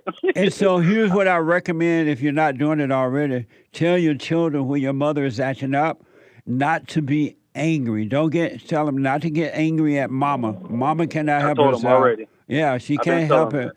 But to let you know what's going on, and you need to deal with it in front of your children so they can see that you're looking out for them. You are their light, and they need to know that somebody is looking out for them, and instead of letting hell just destroy them. Yes, sir. And your wife is not going to want you to correct her in front of the kids, because the hell in her doesn't want to be revealed. It wants to stay hidden and destroy them. And so she's going to scream, oh, you corrected me in front of the kids. You're not supposed to correct me in front of the... But that's hell in her, and the kids need to see that. As long as you're not angry when you're correcting her, make sure the kids see it so they can know that you love them, you're protecting them from hell. You're not mad at mama, you're just correcting her so that they can deal with her the same way. Absolutely. Thank you. Appreciate that, sir. Amazing. All right, man. Thank you for calling. Call me again. Yes, sir. Take care. God bless you. And stay with it, stay with it, stay with it, right? And Yes, you sir. will, the darkness of the imagination will be taken away from you, and you will have a clear mind. It's going to blow your mind. You're going to be like, what the? You will have a clear mind. Got you. No All matter right. All right, no take matter care. what happened, what you lose, people turn against you, or whatever happened, you leave that on them. You let them live their own hell, but you stay with it, all right? Yes, sir. Amazing. Thank you, man. Thank you. All All right, bye. Bye now. 888-7753-773. 888-77 Jesse. Jesse. Jesse. Let me take a quick break. When I come back, there's one line open now at 888-7753-773. When I come back, more of your phone calls and your super chats. Back in a moment.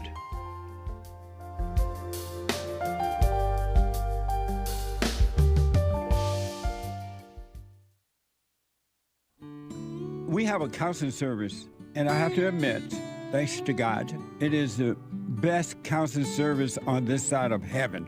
I counsel with men and women, families, individuals around the world. Most people are unhappy, they're miserable, they have rough lives, they're depressed, suicidal, young and old, of all races. I understand, I know why, and I do understand it. Because exactly what's happening in me is happening with everybody outside of me, inside of them. And I've noticed that with those who really, really, really want to understand, they will become it just like that, out of one counseling session.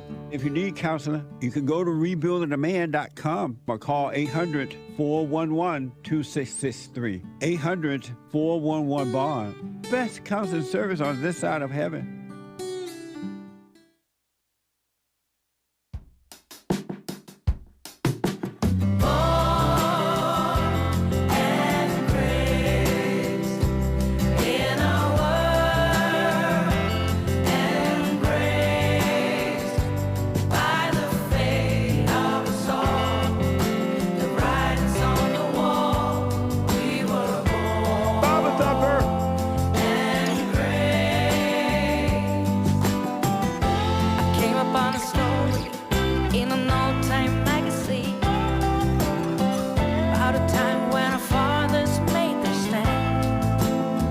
Who is that? A nation in blue and a land Mama Thumper.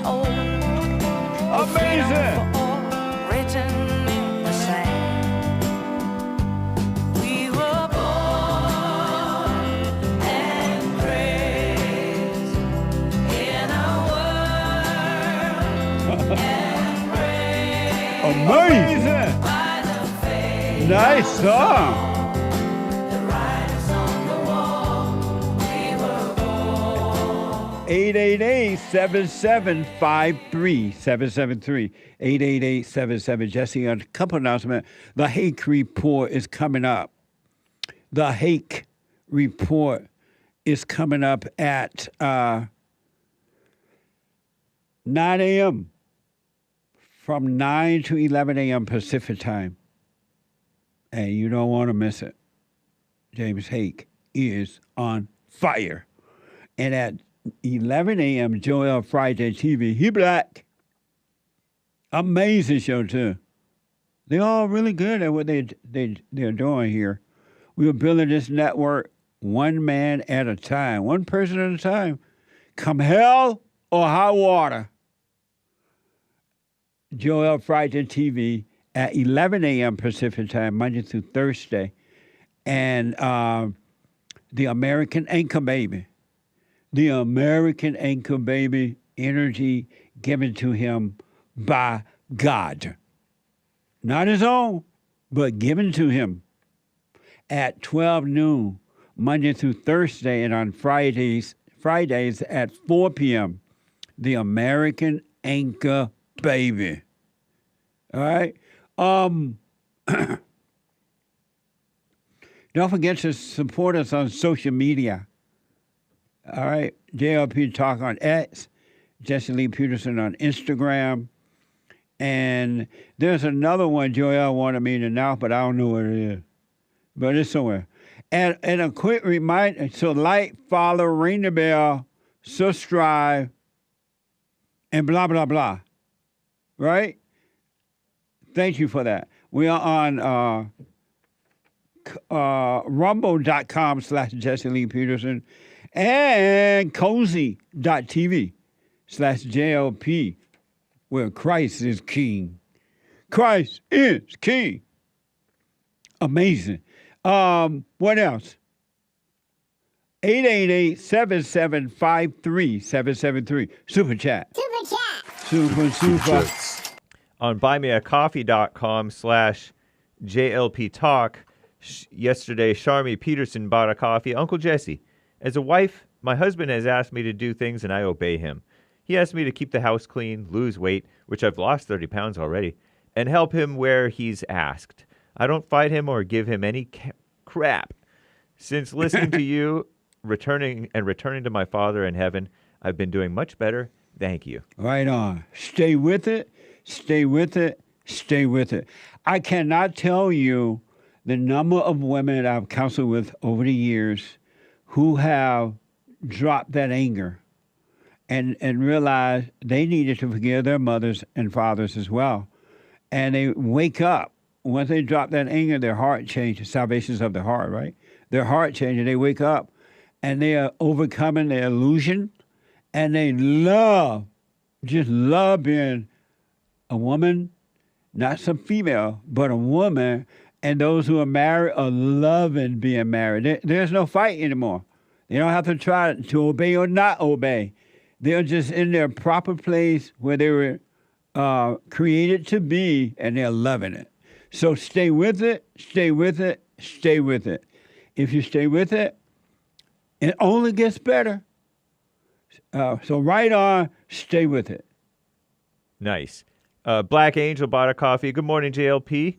Morning. You'll receive a delivery from Mando, not a subtle hint about your hygiene. It's a shipping address error. Anyway, happy birthday again. Enjoy. About your hygiene stuff? I don't know. I think I got it. Yeah, we got it. Yeah, it came. Thank you. Who is that from?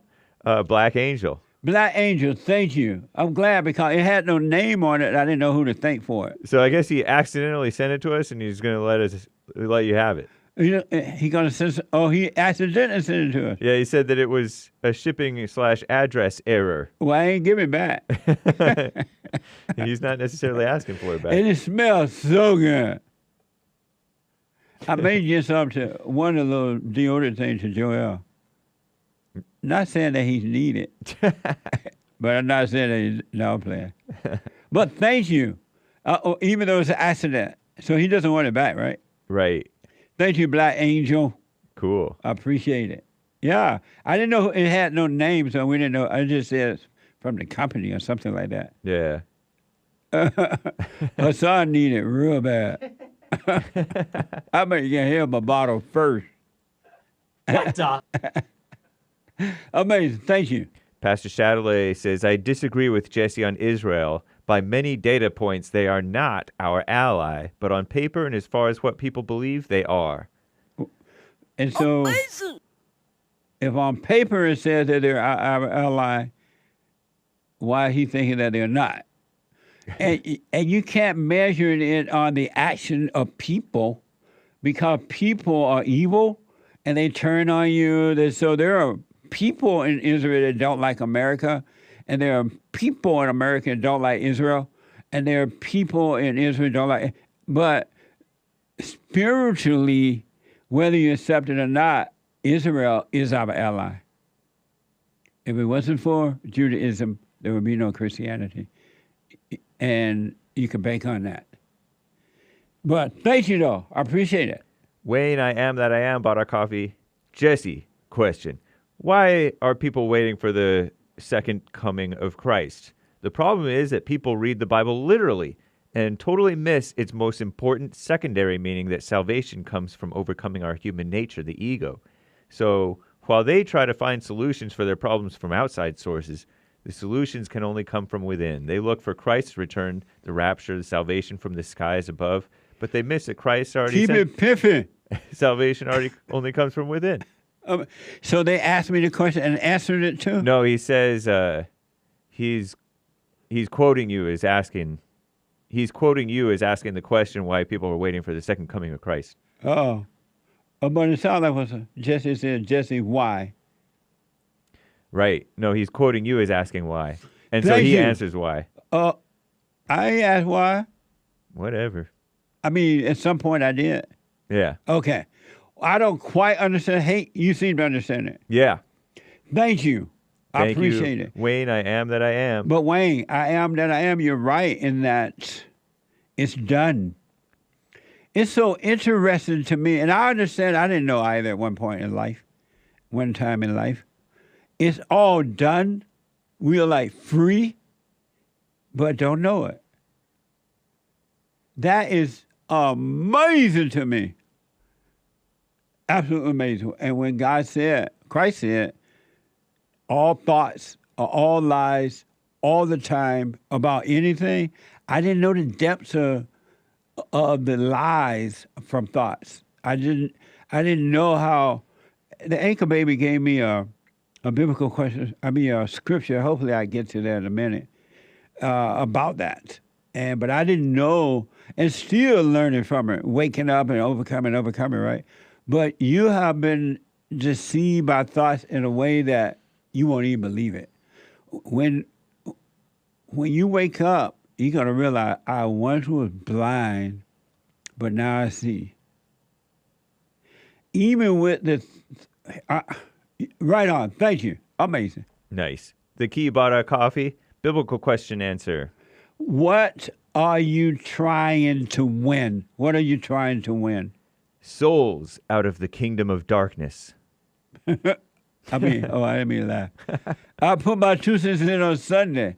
I appreciate that. Thank you. Thank you, the key. Yeah, thank you. Jabrail NTP says with a Rumble rant yesterday, one God, the only one in heaven above us. Let's go flat earth. Laughing face emoji with tears coming out. Amazing. Thank you. He's also now a monthly supporter on Rumble, Jesse Lee Peterson Rumble. I appreciate it. You got to know how to Rumble. Rumble.com/Jesse Lee Peterson. By subscribing. Yeah, you can pay to subscribe. No. Roy donated Bond JLP Cash App. Mr. Roy, he asks, interracial couples mixing cultures. Yay or nay? I'm neither for it or against it. Really, neither way. When it happens, fine. When it doesn't, fine. So I'm neither for it or against it. Thank you, Roy. I appreciate your support. The Key bought a coffee. Anyone who loves me will obey my teaching. My Father will love him, and we will come to him and make our home with him. John 14:23. That's deep. Thank you. He also says the kingdom of heaven abides in the obedient. The Spirit of truth teaches us to obey because it's better than sacrifice sin. And disobedience is as witchcraft. Samuel 15:22-23. Thank you. Amazing. The Key says, Bible thumper Thursday. Jesus said, many are called, but few are chosen because people love sin, sacrifice more than they love truth, Father. Interesting. The one thing I know about that and is that I've seen over and over and over and over and over again now, is that there are some people who hear the truth. They hear about forgiveness. They go and forgive their mama and their daddy. And then they do the silent prayer, and they start this journey, right? But along the way, something happens. Either someone says something about them or someone convinces them to get off that journey.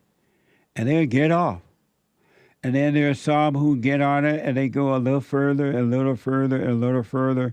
And after a while, they're convinced by evil that, oh, it's taking too long. This is too hard. It's not going to work. Let me go somewhere else and look for the answer. And they'll leave and go back to the Catholic Church or the Christian Church or something like that. But then there are those men and women who get on that journey and they keep their eyes set on the prize by staying present, and they go all the way with it. And those are the ones who get the prize, those who endure until the end or to the end. They get the prize. Isn't that amazing? So you have it going that way for sure. Thank you. Dawn bought 3 coffees. Anyone with money, celebrities, corporations, even governments, will decide to write a check once in a while to make someone go away. Everyone knows that's all Donald Trump did. Here's my question. How did the prosecutors turn that into 34 felonies? That alone should tell you the trial was a joke. I think everybody in America and around the world trying to figure that one out. How did they do that? And if it's true, how are they getting away with it? But the Democrats have been getting away with things for a long time. Somehow or another, they have learned the art of temporarily getting away with things. Amazing. Thank you. Chris bought a coffee. Hi, Jesse. I need to know why you say that Jesus has already returned to earth. Please explain this to me. I have other questions as well, but one at a time. By the way, I like you very much. On the cross, he said, it is done. The devil has been defeated. Souls have been bought back. Oh, my God, now. It is finished. It's done. There's nothing else you need to do. And that's what the New Testament is all about. The New Testament is about life. All you need to do is live. It is done. You don't need to work on anything other than watch yourself to overcome this fallen state you're in. But the kingdom of heaven is here and now, above too, but here and now. You are free. You are neither a sinner nor a saint. You're neither right nor wrong. You're neither good nor bad. You're nothing. It's done. You don't need to look to the west, to the east, to the north, to the south. You need to be present. Amazing. Thank you. Also from Chris with another coffee. Hi, Jesse. Can you email me the answer to my previous question that you just gave? No. Is he joking? He might just be like a boomer or something like that. Oh, but listen to the show over and over again. You'll get it. And he repeats, why do you say Jesus already returned to earth? I'm not denying what you're saying. I would just like an explanation. Thank you, sir. Have a wonderful day. And to everyone else on your show, have a wonderful day as well. I appreciate that. You too. Listen to this thing over and over again. I just said it. Nice. I'll keep saying the same thing over and over. Thank you, Chris. Appreciate that. Yeah, thank you, Chris. You boomer. So, meaning that he's an old person? Right. Oh. Well, I don't know if he's a boomer or not, but... And he want me to email? How come he want me to email? Don't he hear me saying that? I'm not sure. Anyway. Thank you, though, Chris. Yeah. Danny bought a coffee. All right, Jesse and the lads. Going back to the conversation yesterday about wedding vows, in the UK, they took the word obey out of the vows in 1928. Same time women got to vote. What a mess. Facepalm emoji. What a mess. Thank you. Someone bought a coffee, Matthew 6, 7, and 8. And when you pray, do not keep on babbling like pagans, for they think they will be heard because of their many words. Do not be like them, for your Father knows what you need before you ask him. It's crazy the way people should, and then he gives his own thing. It's crazy that the way we should pray is in the Word, meaning the Bible, yet most Christians pray out loud with words and ask what they want for what they want when God already knows what they need. Happy Bible Thumper Thursday. Bible Thumper Thursday. Thank you. Great passage. Yeah, sure is. That was Jesus, by the way, saying that. Right on. No Mo Thoughts, bought a coffee. Biblical question. What are you trying to win? What are you trying to win? I'm trying to win an easy life. Just digging while I'm in a hole, I guess. Also, about the assignment, the demons are so many I'm losing count. I'm thinking there was about 14 on one morning's silent prayer, at least 2 writing this message. Oh, amazing. That's the assignment for the fellowship this week, to watch the demons. How many demons are there inside of you? Let's hold it right there. Okay. Thank you all. We'll finish. I want to get to some calls. Amazing. How many, have you, without telling, this assignment coming up, we'll wait for that. Have you been noticing the number of demons in you this week? I haven't noticed the number, but every now and then I'll notice, oh, dang, like that. Nice. It's not that bad, right? Right? No. As long as you see it. All you need to do is see it. Yeah. And are you surprised at how clever and... Yeah, like when you just said about in response to Jesus saying it's done. Yeah. The first time you answered it before the Chris guy asked, the boomer, you said we're so deceived by thoughts. It's like we're not even aware of how deceived we are by thoughts. Yeah. It's like seemingly never ending. You're right. It really is. Like you said, layers and layers of demons and identities and personalities and layers assumptions. and layers. You need the Holy Spirit to overcome that. Yeah. Because without the light, the power of the light, ain't no way you can defeat the darkness. It kind of makes me relate to the people who read something in the Bible or hear something somebody said and jump way over to conclusions about it. Yes. That's the same thing that we're doing in so many different ways. Absolutely. Yeah. I told a story at the fellowship folks about I was at a parking lot with a business establishment, and I parked my car there, and the attendant came over, got the little card, and blah, blah, blah. And I stayed the amount of time that I was supposed to within the car, right? And when I went back, I tipped the parking attendant, and he was so friendly. Si, senor. He was Mexican. Si, senor. Hola. I'm like, so you're very busy. They see, so you're very busy. Taking the money, right? And then when I went over to the gate wouldn't open, that gate thing. Yeah. And I'm pressing the button and put my car there, and I'm like, senor. So he came over, and he was like, senor, you got to pay. I'm like, no, I didn't stay past the time. No, you got to pay. No, I said, okay, let me back up and go back in so they could validate it. And he was like, and by that time, a bunch of cars were by, and he went from hot to cold. Si, senor. Just like Senor, that. si. That very nice guy was very mean. That's funny. He was angry. I bet you in that message language, he was calling me the N-word. Come on, man. And I'm like, wow. I'm just sitting there watching it. I'm like, these are demons. Look how he went from nice to nasty. Yeah. It went from nasty to nice. And nice. Those are demons. Isn't that amazing? It is. Amazing. Anyway, Victor out of California. Victor, welcome to the show. You're on the air. Grandpa Jesse. Hey, Victor. You'd be proud of me, man. I did everything you told me except one, right? I forgave the parents, no problem, easy, got it done. I lived by myself. But what was real difficult was figuring out how the word obey applied to my relationship. And Are you married? I was reading, no. Oh, okay. Go ahead. I was reading the Gospel of Paul to the Galatians, and the word he used was bewitched, right?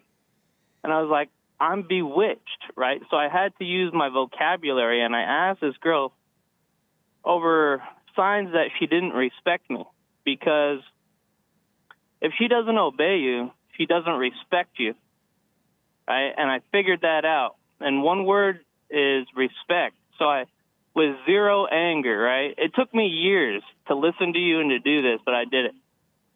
With zero anger, I asked her, do you respect me? And she said, no. I'm like, okay. Nice. At the time, she's living in my house. She's driving my car. Wow. And I'm like, I know. And so I'm like, all right, well, you're not driving my car today, and you can leave too.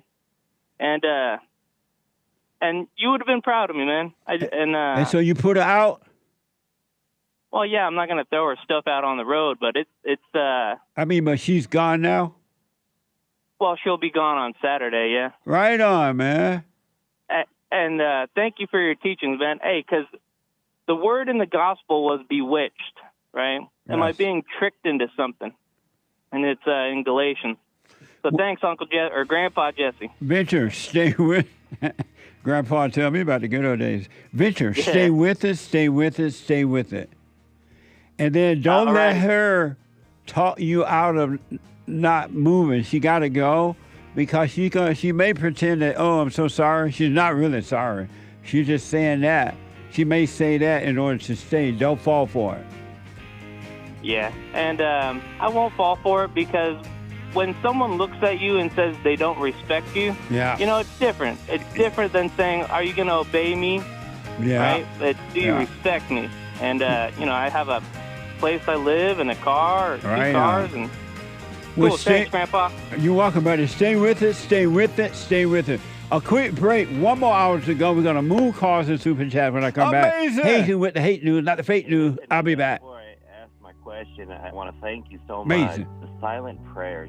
I'm 50 years old. At home, we have a 16-year-old, 14-year-old, and a 10-year-old. And I got to tell you, introducing the silent prayer to my family, instead of just sitting down and saying the same old prayer over and over again before we eat our meal, to just be silent, bringing all thoughts into captivity. Brother, that has been such a huge, huge blessing in our lives. I just want to encourage anyone to try that out. It's amazing to look around after we've done our silent prayer before we eat, to see the excitement in my kids' faces, like, oh yeah, Dad, I had a bunch today. Or the other one will be like, yeah, I had a couple things that I've been thinking about. It really takes root, Jesse, and so I want to thank you so much. And ever since then, it's been absolutely amazing. So thank you so much. You're welcome, Tony. Stay with it, stay with it, stay with it. You're going to know God and His love. It's going to be amazing, man.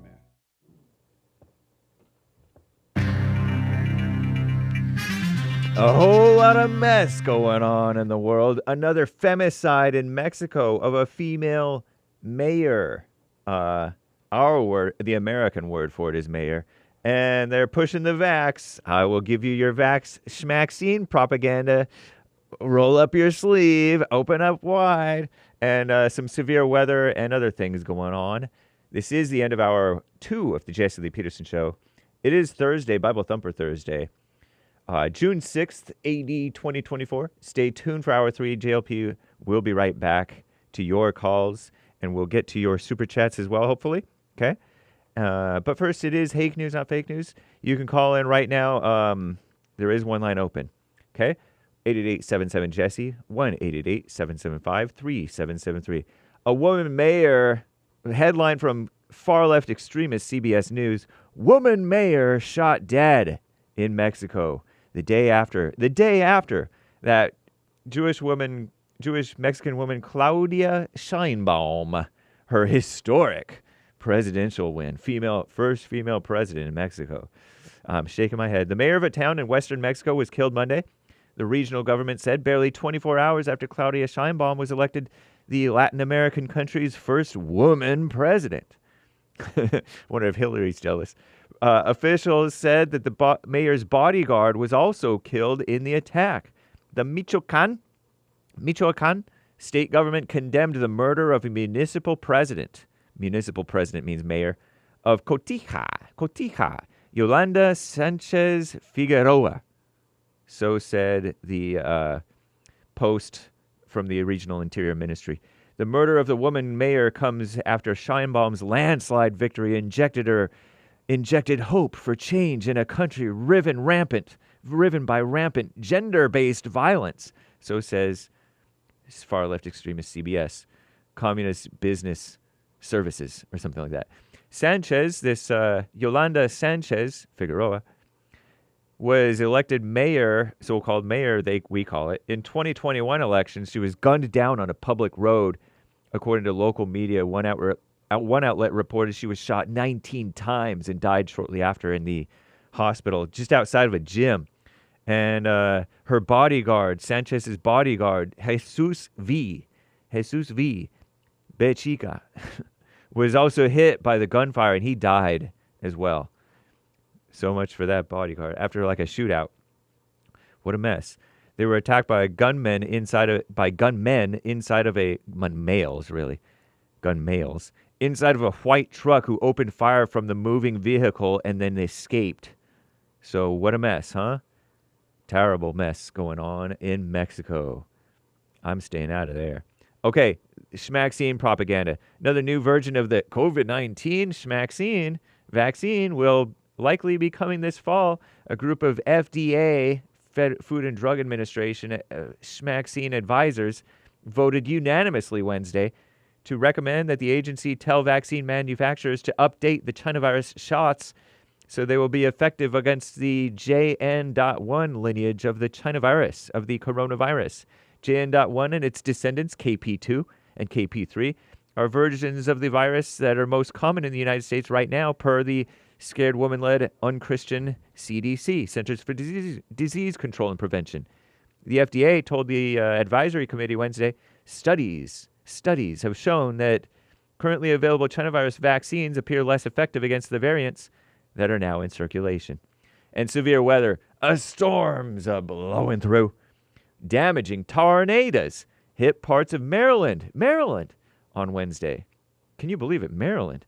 Leaving at least one person seriously injured. I didn't know that happened in Maryland. Video from Gaithersburg, Maryland showed a tornado crossing a highway, with other footage on social media showing neighboring areas impacted by downed trees and debris. Storm Prediction Center had 10 tornado reports from Maryland as of Wednesday night. Maybe you Maryland people know about this stuff. I didn't. As of Wednesday night, 10 tornado reports. Forecasts show the severe storm threat shifting to the northeast, where they're expected to weaken. Meanwhile, a brutal heat dome is escalating in western United States that will send some temperatures surging into the triple digits, into the hundreds Fahrenheit, through the rest of the week. I'm James Hake. Now back to JLP, Hour 3.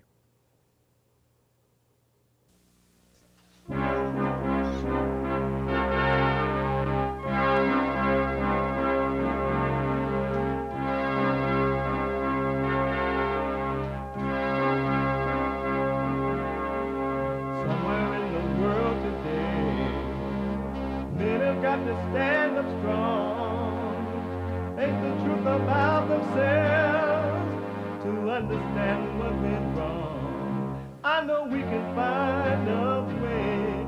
I know we can find a way. I know we can find a way to stand up, stand up.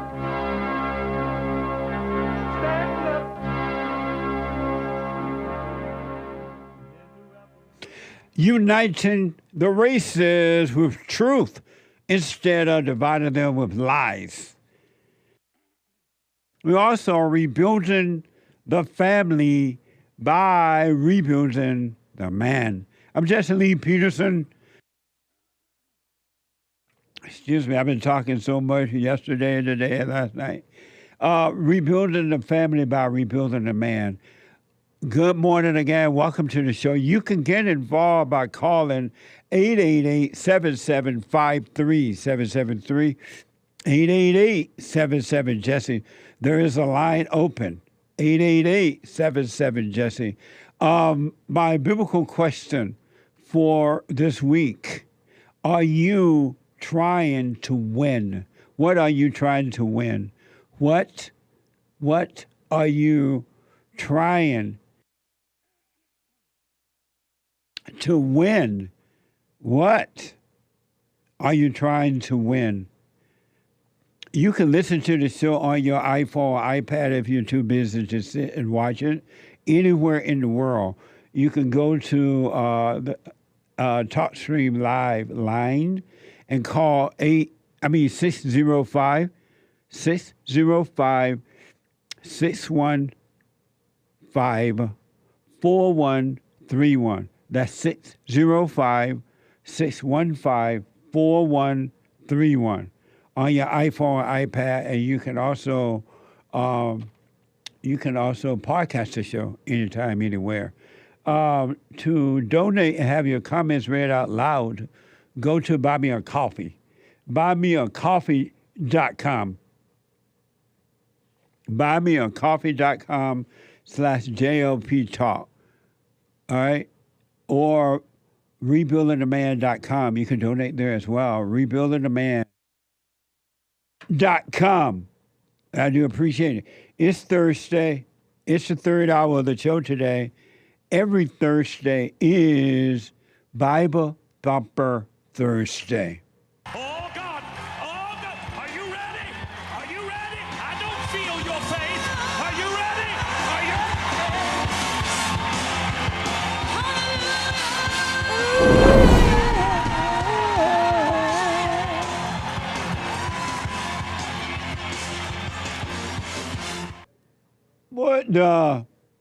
What a mess. What a mess. 888-7753-773. I have at least one soundbite I must play for you. It is Bible Thumper Thursday. This is so important. Listen up. I think you're going to like this one. Even if you don't like the man himself, you're going to like what he had to say about this. Concerning relationship with God. Donald Trump was on Fox and Friends and was asked about his relationship with God.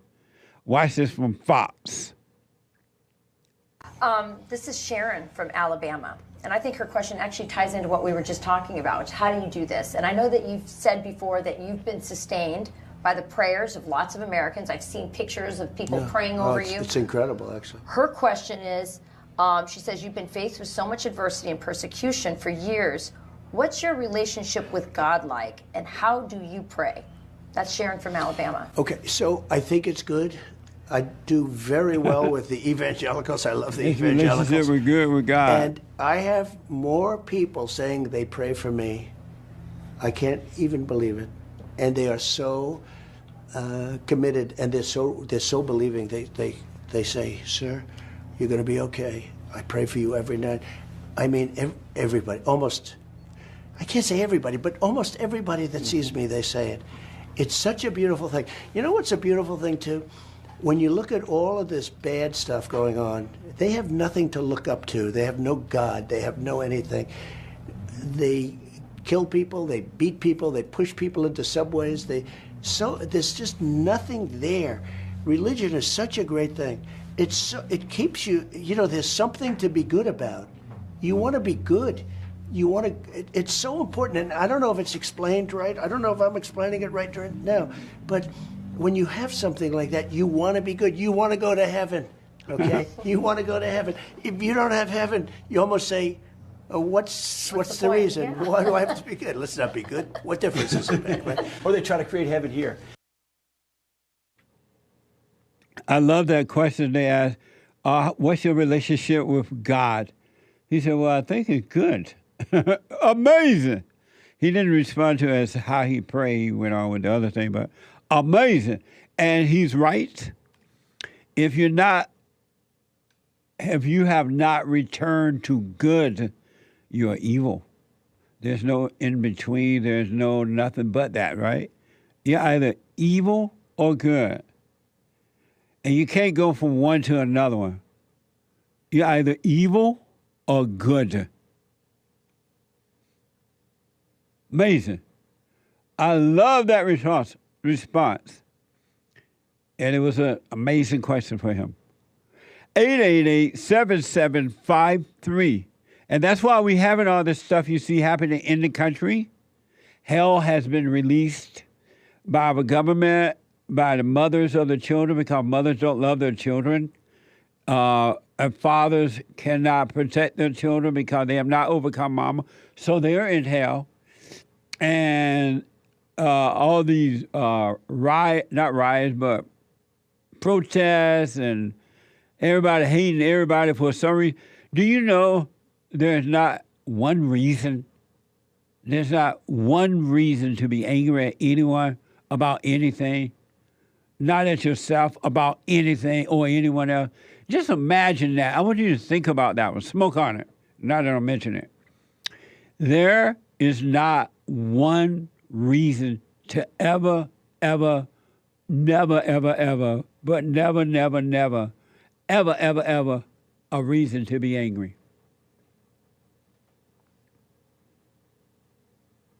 An angry person is truly deceived and have no love, zero love.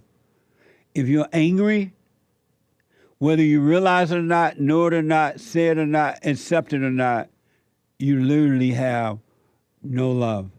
You can say, oh, I feed the hungry, I go to church, I do this and I do that. All you're saying is that you do things to try to make yourself feel better, but it's not working. You're still evil.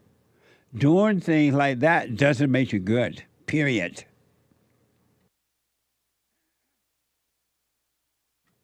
Anyone that, I'm telling you, you may not believe it, anger is your enemy. Anger, there's nothing good in any aspect of you at all if you have anger. Whether you're male, female, rich or poor, black or white, up or down, yonder, or there, or here or there, or everywhere, you have no love. You're evil. And that's why it said in the scriptures, do not trust an angry person. It's weird, not weird, it's interesting that the scripture says, do not trust an angry person. And the Christians say, okay, it's okay to be angry. Jesus was angry. What the? Think about that. The Bible said, don't be angry, don't trust an angry person. And the Christians said they are angry, and they glorify in it. And as a result, they have all the wrong belief. They believe they have a free will. They believe Jesus is God. They believe one day, they're going to be saved. They believe going down to the front of the church and accepting Jesus as their God, Lord, and Savior, that they're saved. They believe emotions are good. They believe everything that's wrong. They gossip. They have revenge against others. They take sides. They're doing everything that's wrong, but yet have a false belief that they believe in God or Jesus. And they won't even question it.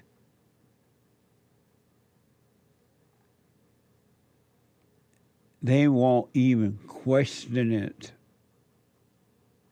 The Christians even believe that there is someone there that needs to be saved. They believe that there is someone there that needs to be saved, but they can't tell you who's there. The imagination has played games on you that you can't even imagine. You don't even know the game. As I wake up, meaning that more and more I see, I'm like, what the? I didn't know. What the? Isn't that amazing? Well, but they know the Bible. You can't convince them they don't know the Bible. Oh, but they know God. You can't convince them that they don't know God. They know about God, and knowing about God is not knowing God. It's intellectual. But you can overcome all that. But you got to work on yourself. You got to become aware of you. Take your eye off everybody else and let them go to hell in a handbasket. You work on you. Take your eyes off your husband, your wife, your children, your mama, your daddy, your this and that, and work on you. You'll be fine. You can't save anyone else. You can't even help yourself. You can't save yourself. And it's something that you got to commit to and go all the way. No matter how rough the road gets, you stay with it. And you're going to see that you've been deceived about color, about racism, about abortion, about sexism, and all this stuff. White supremacism. You've been lied about white supremacy. No such thing. You've been lied about anti-Semitism. No such thing. It's all lies. And that's why you're of the world suffering.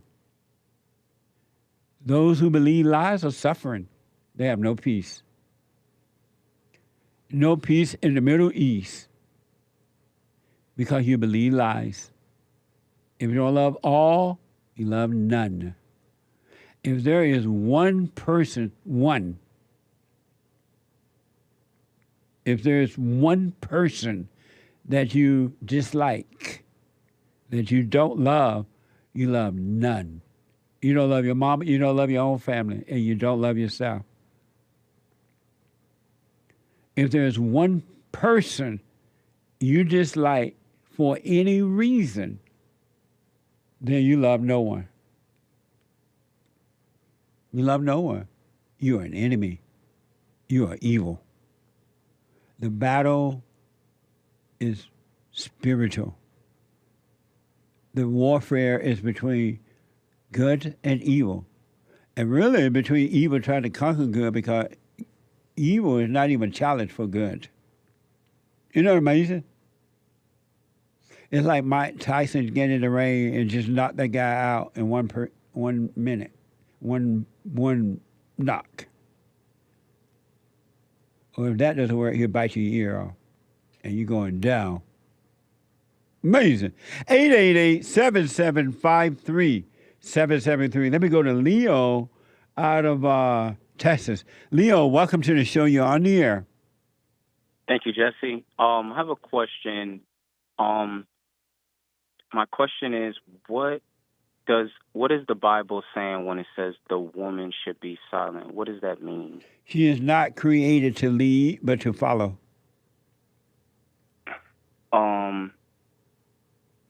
So when it said that in the Bible, like, why did I got a guy who was telling me that it's because the men sat on the lower floor and the women sat on the higher floor and they couldn't yell. Did they make that up?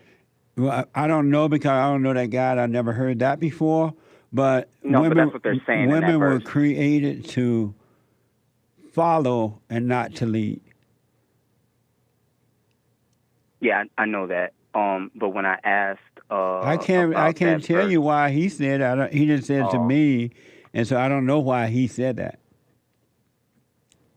Okay, and I also want to answer the biblical question. What are you trying to win? Amazing. I'm black, so how you gonna win when you ain't He right black. within? I'm trying to win within, Jesse. What That's really all I care about now. And what does that mean? I'm just trying to observe the thoughts and clean up this mess. That's it. What a mess. I would love to respond to that, Leo, but I got to wait until Sunday. And thank you for it, though. I appreciate it. Yeah, thank you, man. That's it. All right, That's buddy. Stay with it. All right. Okay. I will. Okay. Bye. Bye now. 888-7753-773. 53773. That's a line open. Ronnie out of Ohio. Ronnie, welcome to the show. You're on the air. Uncle Jesse, how you doing today? All is well, sir. Thanks for asking. Absolutely. I wanted to call in and do a little Bible thumping. Yes, sir. And, Bible Thumper Thursday.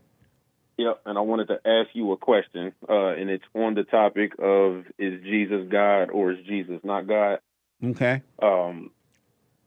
So in Matthew, Mark, and in Luke, because there are some stories that only appear in one of the 4 books, but there are a few that appear in multiple. In all 3 of those books, when they talk about Jesus being baptized, they said that Jesus and the people around him heard a voice from above. If Jesus is God, whose voice did they hear? That's deep. That's right. That's another good point, man. But the Christians will hear that, and they still, except for those who really want to know the truth, they will hear you say that, and they'll still miss it. What voice? If Jesus was God, why is he hearing a voice up there and he all down here? What the? Very and good it point. It wasn't just Jesus that heard it either. It Right. was also the people that were around.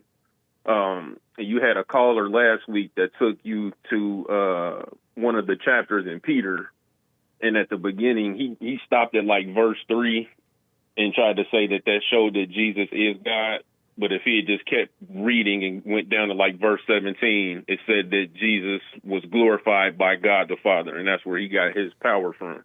Yeah. And so some people do what the devil did when he talked to Jesus and tried to twist the Bible around and say, hey, go ahead and throw yourself down because the Bible says that the angels will carry you and keep you safe. And Jesus responded like, yeah, but it also says, that you need to love the Lord thy God and not put him to the test. So he'll point out that, yeah, even the daggone devil knows the Bible and can do some Bible thumping. So that's right. Stopping and the context matters, and I think people need to take a step back and not be miseducated and just accept things and not necessarily read for themselves the right way. Absolutely. And you make another point, whether you realize it or not. This is why you're not supposed to try to prove anything to anyone, especially not the truth, but you shouldn't try to prove anything to anyone because people love their hell and they want to believe what they believe, and they don't really want you to point them out of that. And so they will fight to stay in their hell. Yeah. They will fight to stay in there, and you waste your time trying to convince them or show them the way out. They don't want it.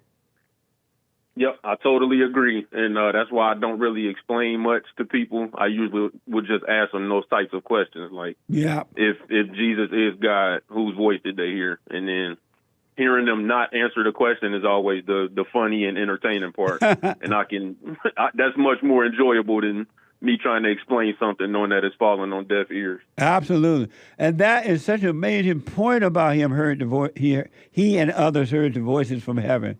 But the Christians they'll look right over that. It meant this and that. Because they have learned from the lie from the preachers or their mama or somebody else told them that, and they're not going to get it. But it's amazing, man. What a mess. I know. What a mess. Thank you, Ronnie. Amazing. Absolutely. Yes, sir. You have a good weekend. You too, buddy. Wow. It's Bible Thumping Thursday. We're taking all your calls, 888-7753-773. Let me go to Seth out of Virginia. Seth, welcome to the show. You're on the air. Yo, can you hear me? Hey, Seth. Welcome to the show. Hey.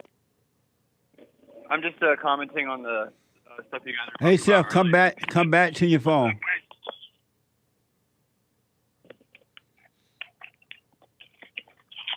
Hold on, buddy. Don't hang up. Just hold on. I'll let them hand it out there. Let me know when you're ready. Let me go to Danny out of the UK. Danny, pick up. Let me know when Seth is ready. Danny, welcome to the show. You're on the air. Can I just say, how are you, mate? All is well, Danny. Good man, good man. Jesse, yeah, my question for today was, is anger in comedy ever a good thing? If I was to find something funny from an angry moment, is that the devil in me finding that funny, or can it be of humor? Anger is never, ever, ever necessary. Anger is not needed. Anger is never, ever, ever necessary. And if you get rid of the anger, you'll find yourself being funny naturally, and it would be the type of funny that all or most people can enjoy. So even if I like comedies that I watch in the States, some of the actors, they have outbursts of emotional, anger, but not crazy anger, but emotional anger. But it appears, it's funny to watch. Is that so? You say, is that a negative or? Yeah, emotions, anger is evil all the time. Right. So even in comedy. Yes, absolutely. Right. Because there's never, ever, ever, ever, ever, ever a reason for anger. Never. And there's never, Right. ever, ever, ever, never a reason for emotions. Period. Yeah. So yeah, I understand. Amazing. Yeah, I get you. Thank you, Great Danny. stuff. Thanks for that, Jesse. Absolutely, Brilliant, brother. mate. Keep up the good work. I will. Thank you. 888-77-53773. There's a line open. Let me go back to Seth. They say he dropped his phone. Seth, let's try it again. Yeah. Hey. Sorry about that. No problem. Hey, commenting on the plates and stuff and all that food service industry stuff from earlier. Uh-huh. I used to be a bar manager, and I used to care a lot. I used to be like, oh, this guy, he's not tipping me good, and his bill was this much, and this guy's bill was whatever. But I just realized, now that I'm not in it, I'm such a piece of crap, and most of those people in there, they just need to work the job. Just work it. Stop worrying about whatever, and just work it. Yeah. What do you think about what my experts and I were talking about earlier About the carts? about the cart thing, shopping cart? Oh, I don't care. You can leave your cart wherever you want. I'm not working the corral. Do you think that is wrong? Some people think it's wrong or lack of something to not return the cart. You just don't care at all? No, I don't care. You put your cart wherever you need to. It's not my cart. And do you- Not my cart, not my circus. And do you return it? Yeah, I return my cart. And why- I don't think that makes me a good guy. I just return the cart. Okay, and so you just return it just to return it? Yeah. Okay. I mean, that's you don't have to, and there's no law that says you must return the cart. Right. Amazing. Thank you, Seth. I appreciate it. Biblical question. What are you trying to win? I have no idea. You don't? Amazing. No idea. Well, I appreciate that. I'll put my little 2 cents in on Sunday. Thank you for that. Thanks, man. Appreciate you, Seth. Yeah, man. All right. 888-77 Jesse. There's a line. Let me go to Stevie. Is it Stevie? Huh? Huh? They're not going to tell me out there. Stiff? Stiv? Oh, sorry. Stiv, welcome to the show. You're on the air. What's going on, big boy? All is well, Stiv. All right, so I've got a few things here going on in my brain. I live here in the South, and racism is clearly fake and gay, so that doesn't really exist. That's fake. I live around a lot of blacks and whites, and everybody seems to get along with each other just fine. And why do you say it's fake? Well, it's fake and gay because it's just all brainwashed that the mainstream media tries to push down all these stupid people's brains. I mean, because we are Have you currently living around some- have you always thought that racism? Yeah, absolutely. I mean, it's this thing where it's like they get these stupidest people. So which we're what I'm trying to currently living find around out some of- when you were younger. When I was younger, I never really thought about it so much. I grew up in like the mountains in Colorado when I was a little boy. So I mean, I don't even know if I saw a black person until I was probably a teenager, maybe. Right. But we had like Mexicans and people like that. But as far as like this racism shit and all these ists and Well, you isms can't. and Hey, you phobes can't be and all this cursing. shit that- Hey. No cursing. Yeah, hold on, buddy. Talk to Stiv about cursing. 888-775, and I'll come back. Don't hang up. 888-77-JESSE. Monto, tell him not to curse. Oh, but he cursed anyway? Let me try again.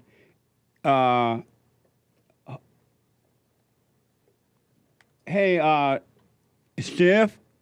Yes, sir. Yeah, don't be cursing. You can't be cursing like that. Oh yeah, my bad. I apologize for that. Okay, go ahead. I got a bit of a sailor mouth, you know. I understand.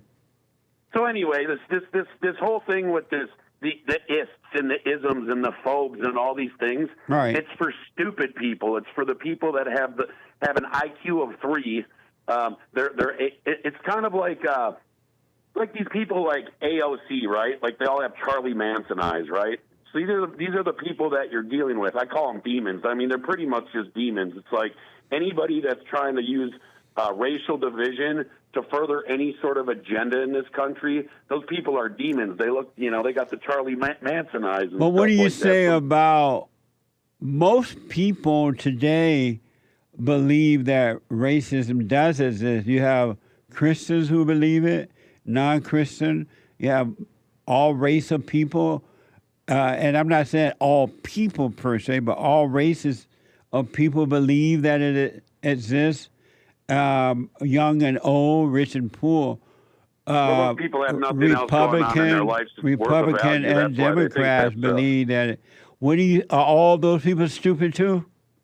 They're stupid. Yeah, they're all morons. The Christians and the non-Christians They're alike. all morons. I mean, here's the thing. First off, the Christian church has failed in every aspect of religion at this point because they've got everybody believing just absolute insanity with it when it comes to God and the way that you're supposed to go about this.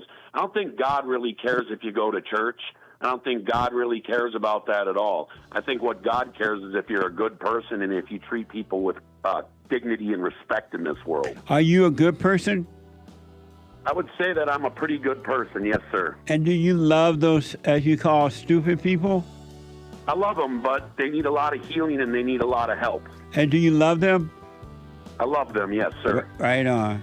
Yeah, they can't see me. I know what you're saying, and I clearly understand what you're saying. It's just that they cannot see. They can't see. They're completely blind. It's quite embarrassing to watch too, as a grown man that grew up. Like when I was younger, I grew up in. Hold on for me. Hold on, buddy. The treasure chest is now open on D Live. Back in a moment.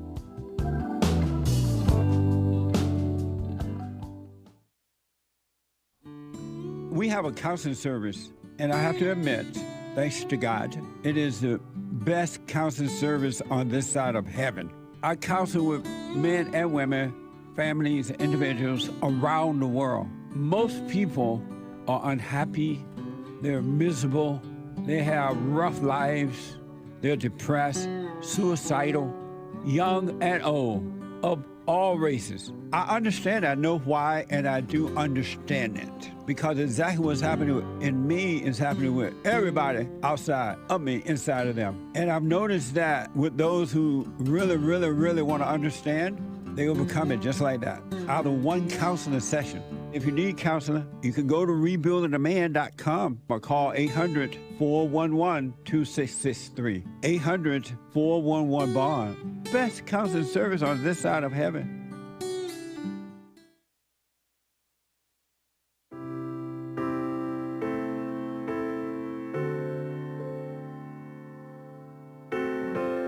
Thumper.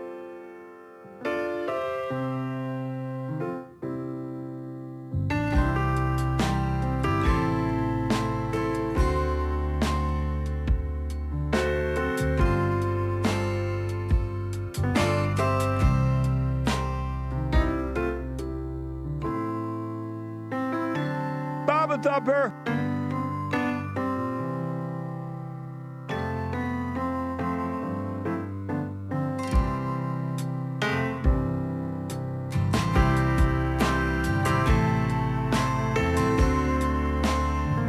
Okay, welcome back. 888-77-53773. It is Bible Thumper Thursday.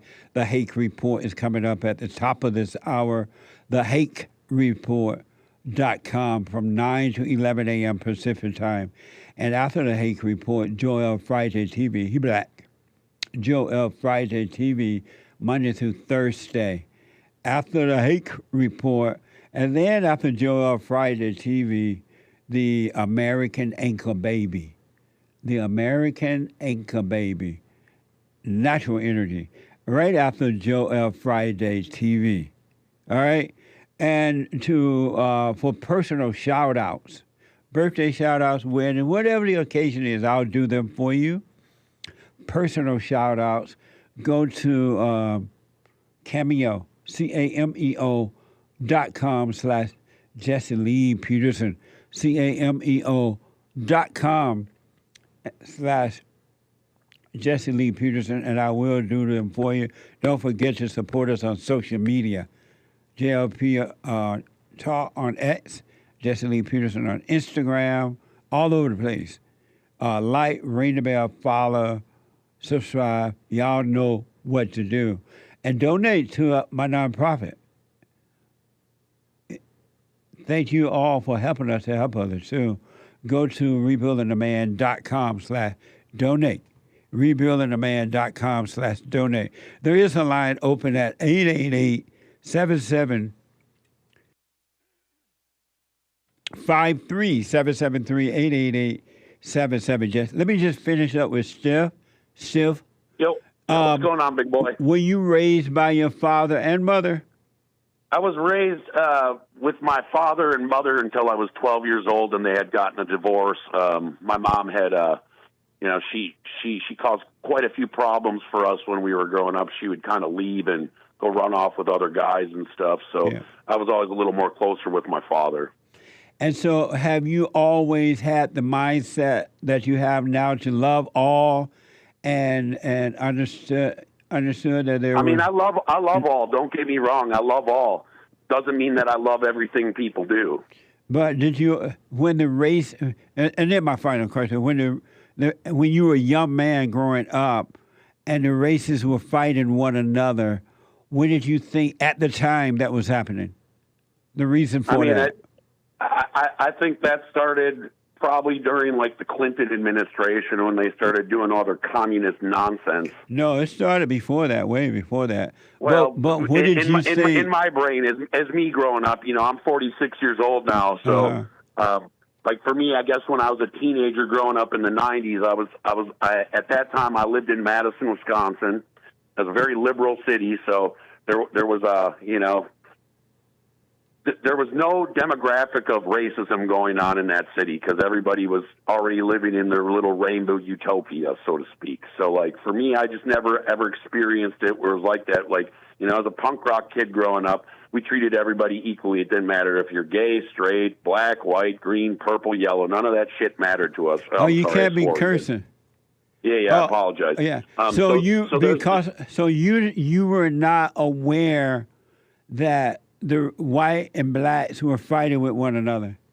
Not at all. Really? No, not at all. I never saw that. I never looked at a black person and been like, oh, I don't like that person. It's like, this is the deal with humans in this world. Somebody's either going to be a nice person or they're going to be the opposite of that, right? If you're not a nice person, I don't want you in my life. I don't want to talk to you. I don't want to have anything to do with you at all. Doesn't mean that I hate you or I don't think that there's value in your life.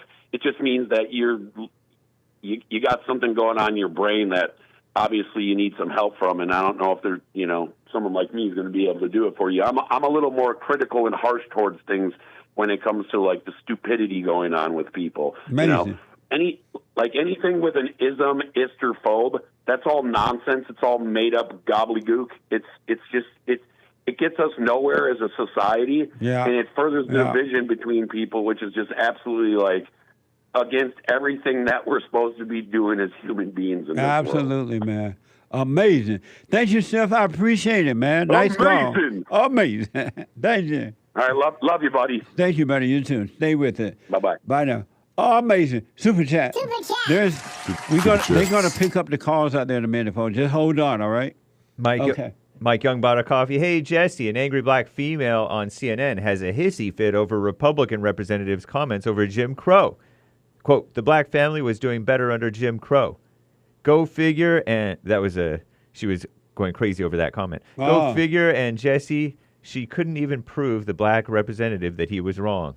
And it's so true, too, that the black family was doing way much better under Jim Crow than they are today. They're like terrible today. It's all messed up, period.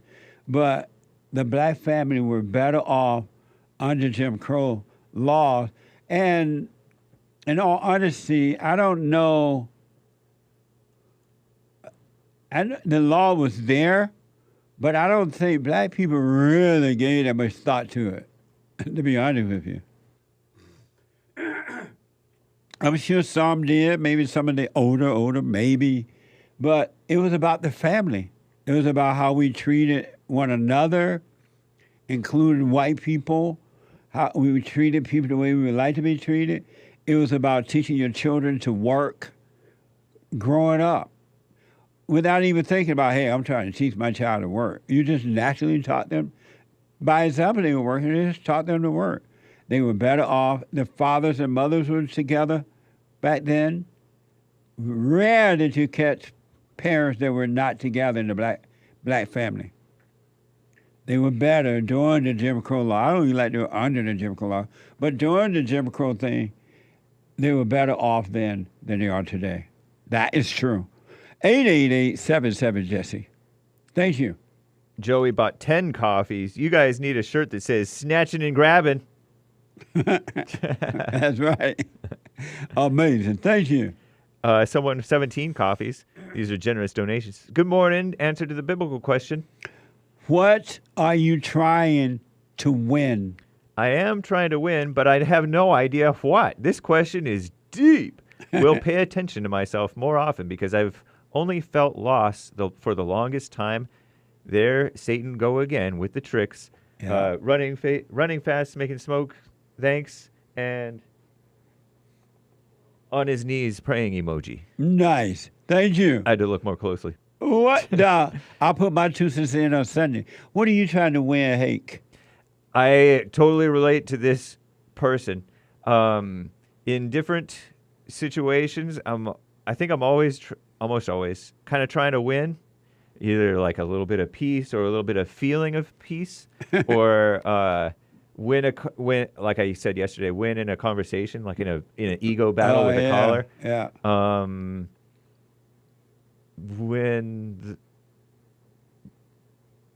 Different things. And so at the time that you're trying to win, are you aware that you're like trying to win? Like you're sitting there, like when you're arguing with some of your callers, Yeah. right? Are you like, I'm aware that I'm trying to win this? No. You I just mean, battle I don't the think knot. I am. Oh, really? I don't think I'm really aware that I'm doing that because I'm just in it, just entranced. Like how you say the blacks, when you say racism, they go into a trance and march towards, and there's Right. no talking any sense into It's them. like they go unconscious and don't even know it. Yeah, because people are like, hang up, Hake. I'm like, no, I want to win. I understand. And they think it's black privilege and white guilt. Yeah. Terrible. Well, I put my little 2 cents in on Sunday. I just wonder. Nice response. Go Thank ahead. you. Evan from Connecticut, 3 coffees. If we return the carts, then we rob youngsters the opportunity to get off their... Oh, yeah, I already read that one. Yeah. Evan from Connecticut, another coffee. So far, I've counted 8 demons. Regret, worry, fear of loss, and more. The most devastating I've noticed is the one that creates false scenarios that haven't happened and try to convince me to act a certain way when and if that scenario happens. Mess. Wow, amazing. Yeah. I want to know tomorrow, too, how, the last day of the show for tomorrow, for Friday, right? Friday, Open Line Friday. Stay with it right on. I can't wait to hear the feedback from Sunday, this coming Sunday. I wonder when I ask the people, do y'all have any questions, anything going on? They're going to sit like this. I know. Oh, no men's forum tonight. Right. Have we said that yet? We were saying it all day yesterday. I forgot to mention it all day today. Yeah, no men's forum tonight, guys. This is the first Thursday of the month, but no men's forum tonight, all right? Thank you. So thank you, Evan from Connecticut, for your coffees. Age of Inversion donated a Rumble rant in answer to the biblical question, I gather. What are you trying to win? I'm trying to win back my country, Jesse. 110 and never again. Oh, I disavow that. Hassan has his fist in the air, so I know to disavow it. Oh, yeah. I don't even know what it means. Oh, yeah. Okay. Don't ask. Okay. Thank you. We have too many super chats to dwell on it. Donnie Girl's idea says biblical question response. What are you trying to win? 2 Timothy 4:7. I have fought the good fight. I have finished the race. I have kept the faith. I am trying to win the crown of righteousness. Hallelujah. Amazing. Thank you. Amazing. Ree Sneederbears gave a diamond in response to this cart issue. Yes. How the blacks don't put the carts back, and they're including JLP. Right. He says, segregation now, segregation forever. That's right. That's right. I'm just amazed at how easy it is to control people. Yeah. Like, they put those things in the parking lot. They used to not be there. Yep. They put those things in the parking lot. Now people just raw right for it. And then employees are getting lazy. They're looking out the window seeing that you are putting the cart back. So now they don't have to go out and do their work. Terrible. Well, man, thank you. Beta J Coffee. You guys talking about bringing carts back. Went to a Korean barbecue, and I had to cook my own food. I was appalled, although I played along. You ever been to Korean barbecue? No. It's like a hot plate.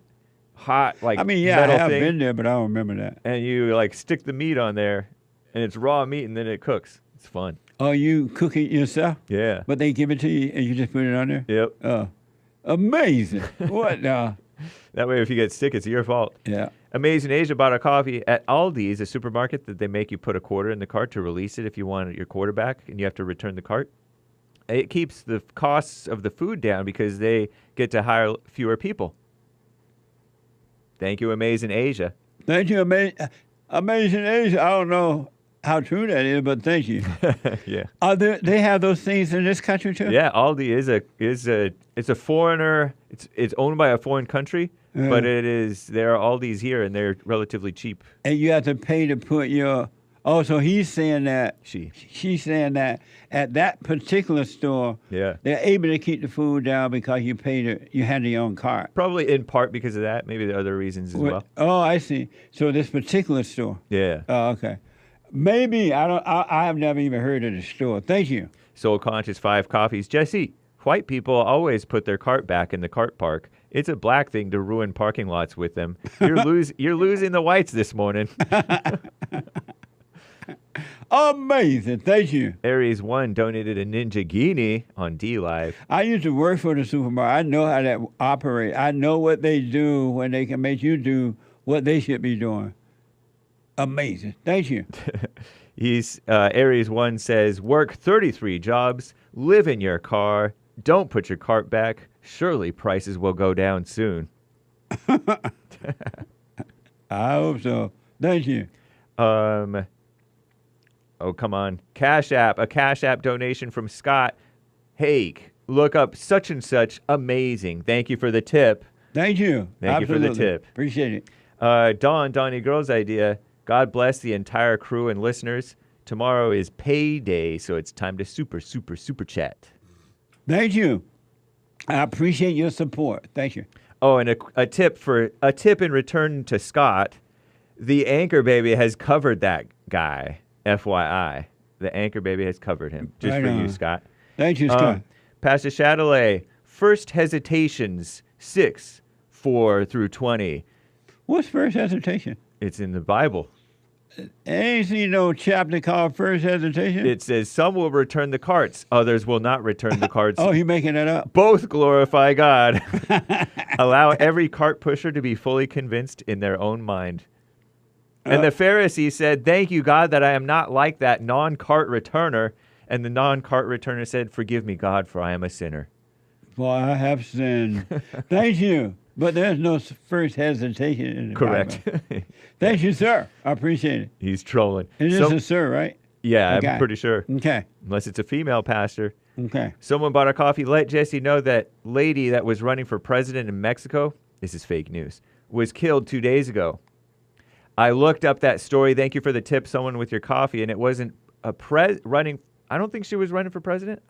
Maybe she was. There was many ladies running for president. But this one she was not, I don't think she was running for president. She was a mayor. A mayor woman was killed. Oh, I not heard anything about They're it. killing a lot of women in New Mexico, according to the news. I'm surprised that the men in Mexico allow, in New Mexico, you say? No, Mexico, period. Mexico. I'm surprised that Mexican men are allowing women to run in politics like this, because don't they supposed to be machismo? Machismo? Macho? Machismo or something like that? They're supposed to have machismo and be macho. Right. And so does that mean strength? Supposedly. So why are they letting the women run? Because it's false strength. They are woman's oriented. Oh. They like Mary. They like this goddess of death woman and all kinds of mess. The Mexican do? Oh, yeah. And all of their songs go, oh, mi corazón, for the women. Really? Yeah. So the Catholic religion is like really strong in Mexico. It is, but it kind of melded with their own American Indian religions of worshiping women too. Oh, I see. So they're into Mary, even more than normal Catholics, maybe. Oh. Something like that. Because I wonder, why are Mexican men allowing women to run, so many women to run in Mexico? But okay. Yeah. Thank you. Thank you. Someone, not a victim, 3 coffees. No, Israel is not an ally to Christians, but to America. Jesus said that who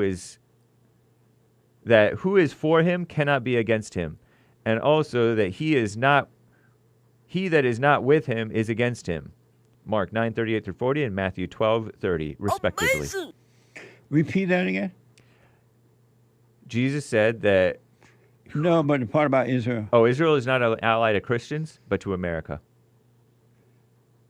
Israel is an ally to America, but not to the Christians. But there are Jews in Israel that are allies to the Christians too. Nice. I know that for a fact. Right on. So, indeed. Yeah. Thank you. But thank you. Thank you, not a victim, for your 3 coffees, Yeah. faithful supporter. Thank Sion bought a coffee. How much you tipped to make the Mexico upset, Jesse? They used to be afraid of getting deported. Now they're in your face and they ain't got no work permit. 75 looks good, but I'm mad at you. Musical emojis. Don't patronize. Why is she mad at me? I'm sitting by the dock of the bay. Why? Why? Why? I can't keep up with all of her grievances towards you and me. Oh. Come on, man. And so the Mexican, the parking lot attendant, Mexican, he just got frustrated because I couldn't get out of the that gate. guy. Yeah. Okay. I couldn't get this through the gate. The traffic was behind him, and he couldn't handle any pressure. He just went from hot to cold. That was evil. Yeah. Yeah. The demons in that person made him do that. Right. It was demons. And I could see it was, and I wasn't trying to see there were demons. I wasn't thinking that way at all. I was just going about my day, and this happened, and I'm looking, and I saw the demons in him. It went from what seemed like a nice demon, friendly person, to an angry, evil person, just like that. Isn't that amazing? Yeah. Thank you. Jitsu James, biblical question. What are you trying to What win? are you trying to win? I'm trying to win the lottery. Laughing faces with tears coming out both sides. JK, I'm trying to win the battle against the evil inside of myself so I can have perfect peace. Thank you, JLP, for helping guide the way. Thank you. Stay with it, stay with it, stay with it. And I'll put my 2 cents in on Sunday. C on C, another coffee. Marjorie Taylor Greene is more of a man, really, although she shouldn't act that way, and the man should take the lead. But she's doing what she needs to do and speaking up, while the white man lusts over AOC, their country's being taken over. Amazing. And the 30% white, too. It's interesting to see Marjorie fight with the blacks in Congress, in government. Yeah. And she's not afraid. Right. She doesn't care that they're black. Yep. I love that. Me too. Amazing. Even if she is classless. Don't you see, she's not afraid of being called racist, that's for sure. And she gave another coffee saying the same thing. Thank you, Sion. Thank you, Sion. Marty B bought a coffee, returned the cart, clears the parking area, keeps expenses down for the store, and you contribute to order versus chaos, says Marty B. If the store were to bring the price of the food down, I'd work with them. They even make you pay for bags. If nobody's going to budge, then everything's going to keep on getting worse, Jesse. They make you pay for bags. And that's not the store's fault. That's the politicians' fault. They'll have to go along with it. The politicians force them to, like... No, they don't. Oh, they charge them 10 cents a bag, so they have to turn around and charge us 10 cents a bag. Who can charge them? The evil politicians. How didn't charge the store? They get them the money? They passed a law in Los Angeles, or in California maybe, to ban free bags. You have to pay for it to give them something like that. I have to take I don't buy a lot from the store, but what I do, I just take it out without the bag. I grant you, yeah, I know. I grant you it may be commie capitalism, like the evil companies, these evil big stores, in cahoots with the government. But it has been the government doing minimum wage. That's what got rid of the gas station attendants who pump your gas for you. Yeah.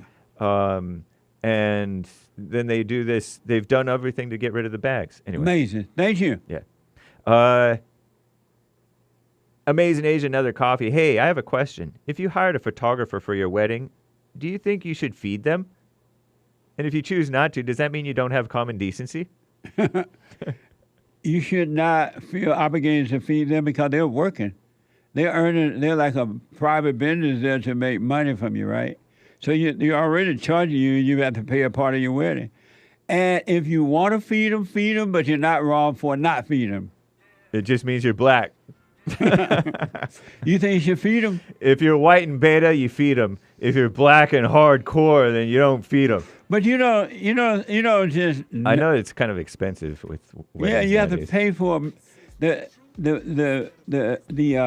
table or the meal is by person, right? Right. And you're paying for the photographer, and you shouldn't feel obligated to feed them. You got to pay for that. Yeah. You're paying for them to take your pictures, and you're paying to feed them. You're not obligated.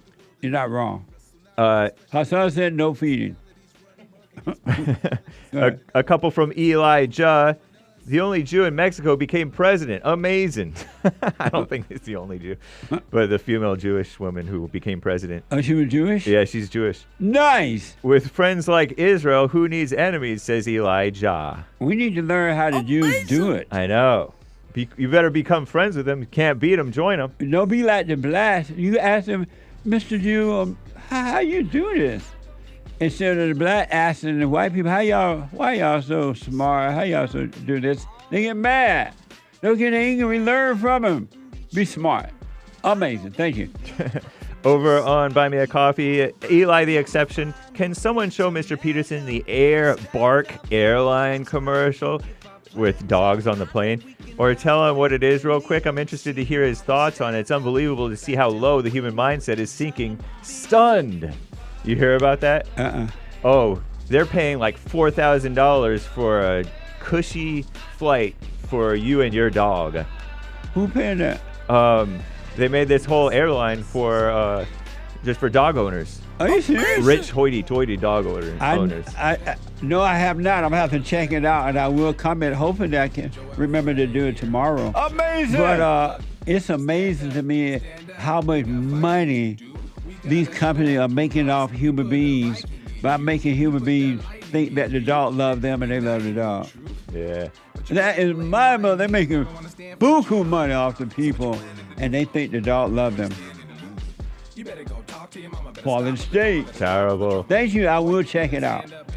And thank you, guys. I do believe that is all for now. Thank you. Anything we missed, we'll get to tomorrow, hopefully. Right on. Did you read the treasure chest thing? Oh, yeah. Yeah, shout out to the top contributors over on D Live, the D Live crew. My bag. Aries 1, Elijah, Evgeny Crosby, Reese Niederbear, and the rest of the supporters, including Games for Rec. Thank you all Thanks, so guys. much. I appreciate it. Get on the straight and narrow. Stay there. Forgive.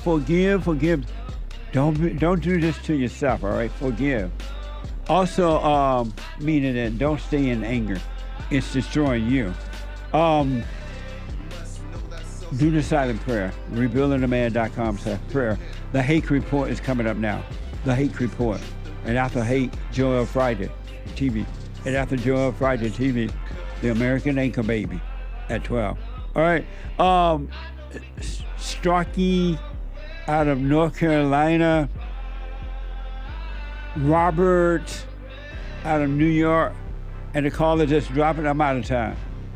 But I'll be back tomorrow. It's Open Line Friday. All right? Have a good one, folks. No men's forum tonight. Do not show up for a meeting. No meeting tonight. All right?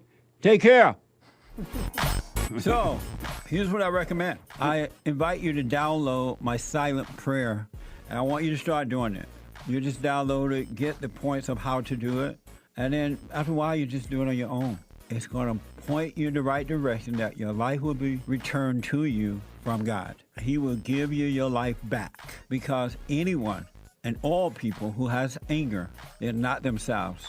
You are the person that you are angry at.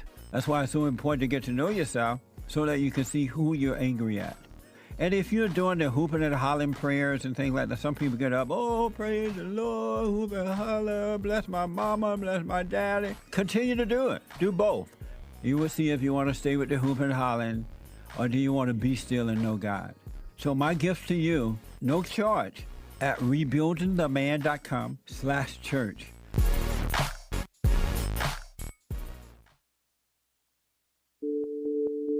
Like my cousin sent me you, and I thank him for that. It was more of a, he thinks the whole everything's a joke. That just adds a little spice to it. But in the heart of what you're saying, there is real things going on. And people want to overlook that. And I'm telling you, Mr. Peterson, I'm not one of those people. And I thank God that, he showed you to me. And sometimes we just need some Jesse in our lives, I guess. I wish we had more brothers like you. We need more brothers like you. This because we don't have most guys that can, lead black people into the right direction. And I thank you for that because a lot of people will be like, man, it's still going on. It's racism. Yeah. And I try to tell them, watch his show. Listen to this brother. He's telling the truth. Take no thought about tomorrow. Yesterday doesn't exist. And you're going to see, man, God is with us and all is well.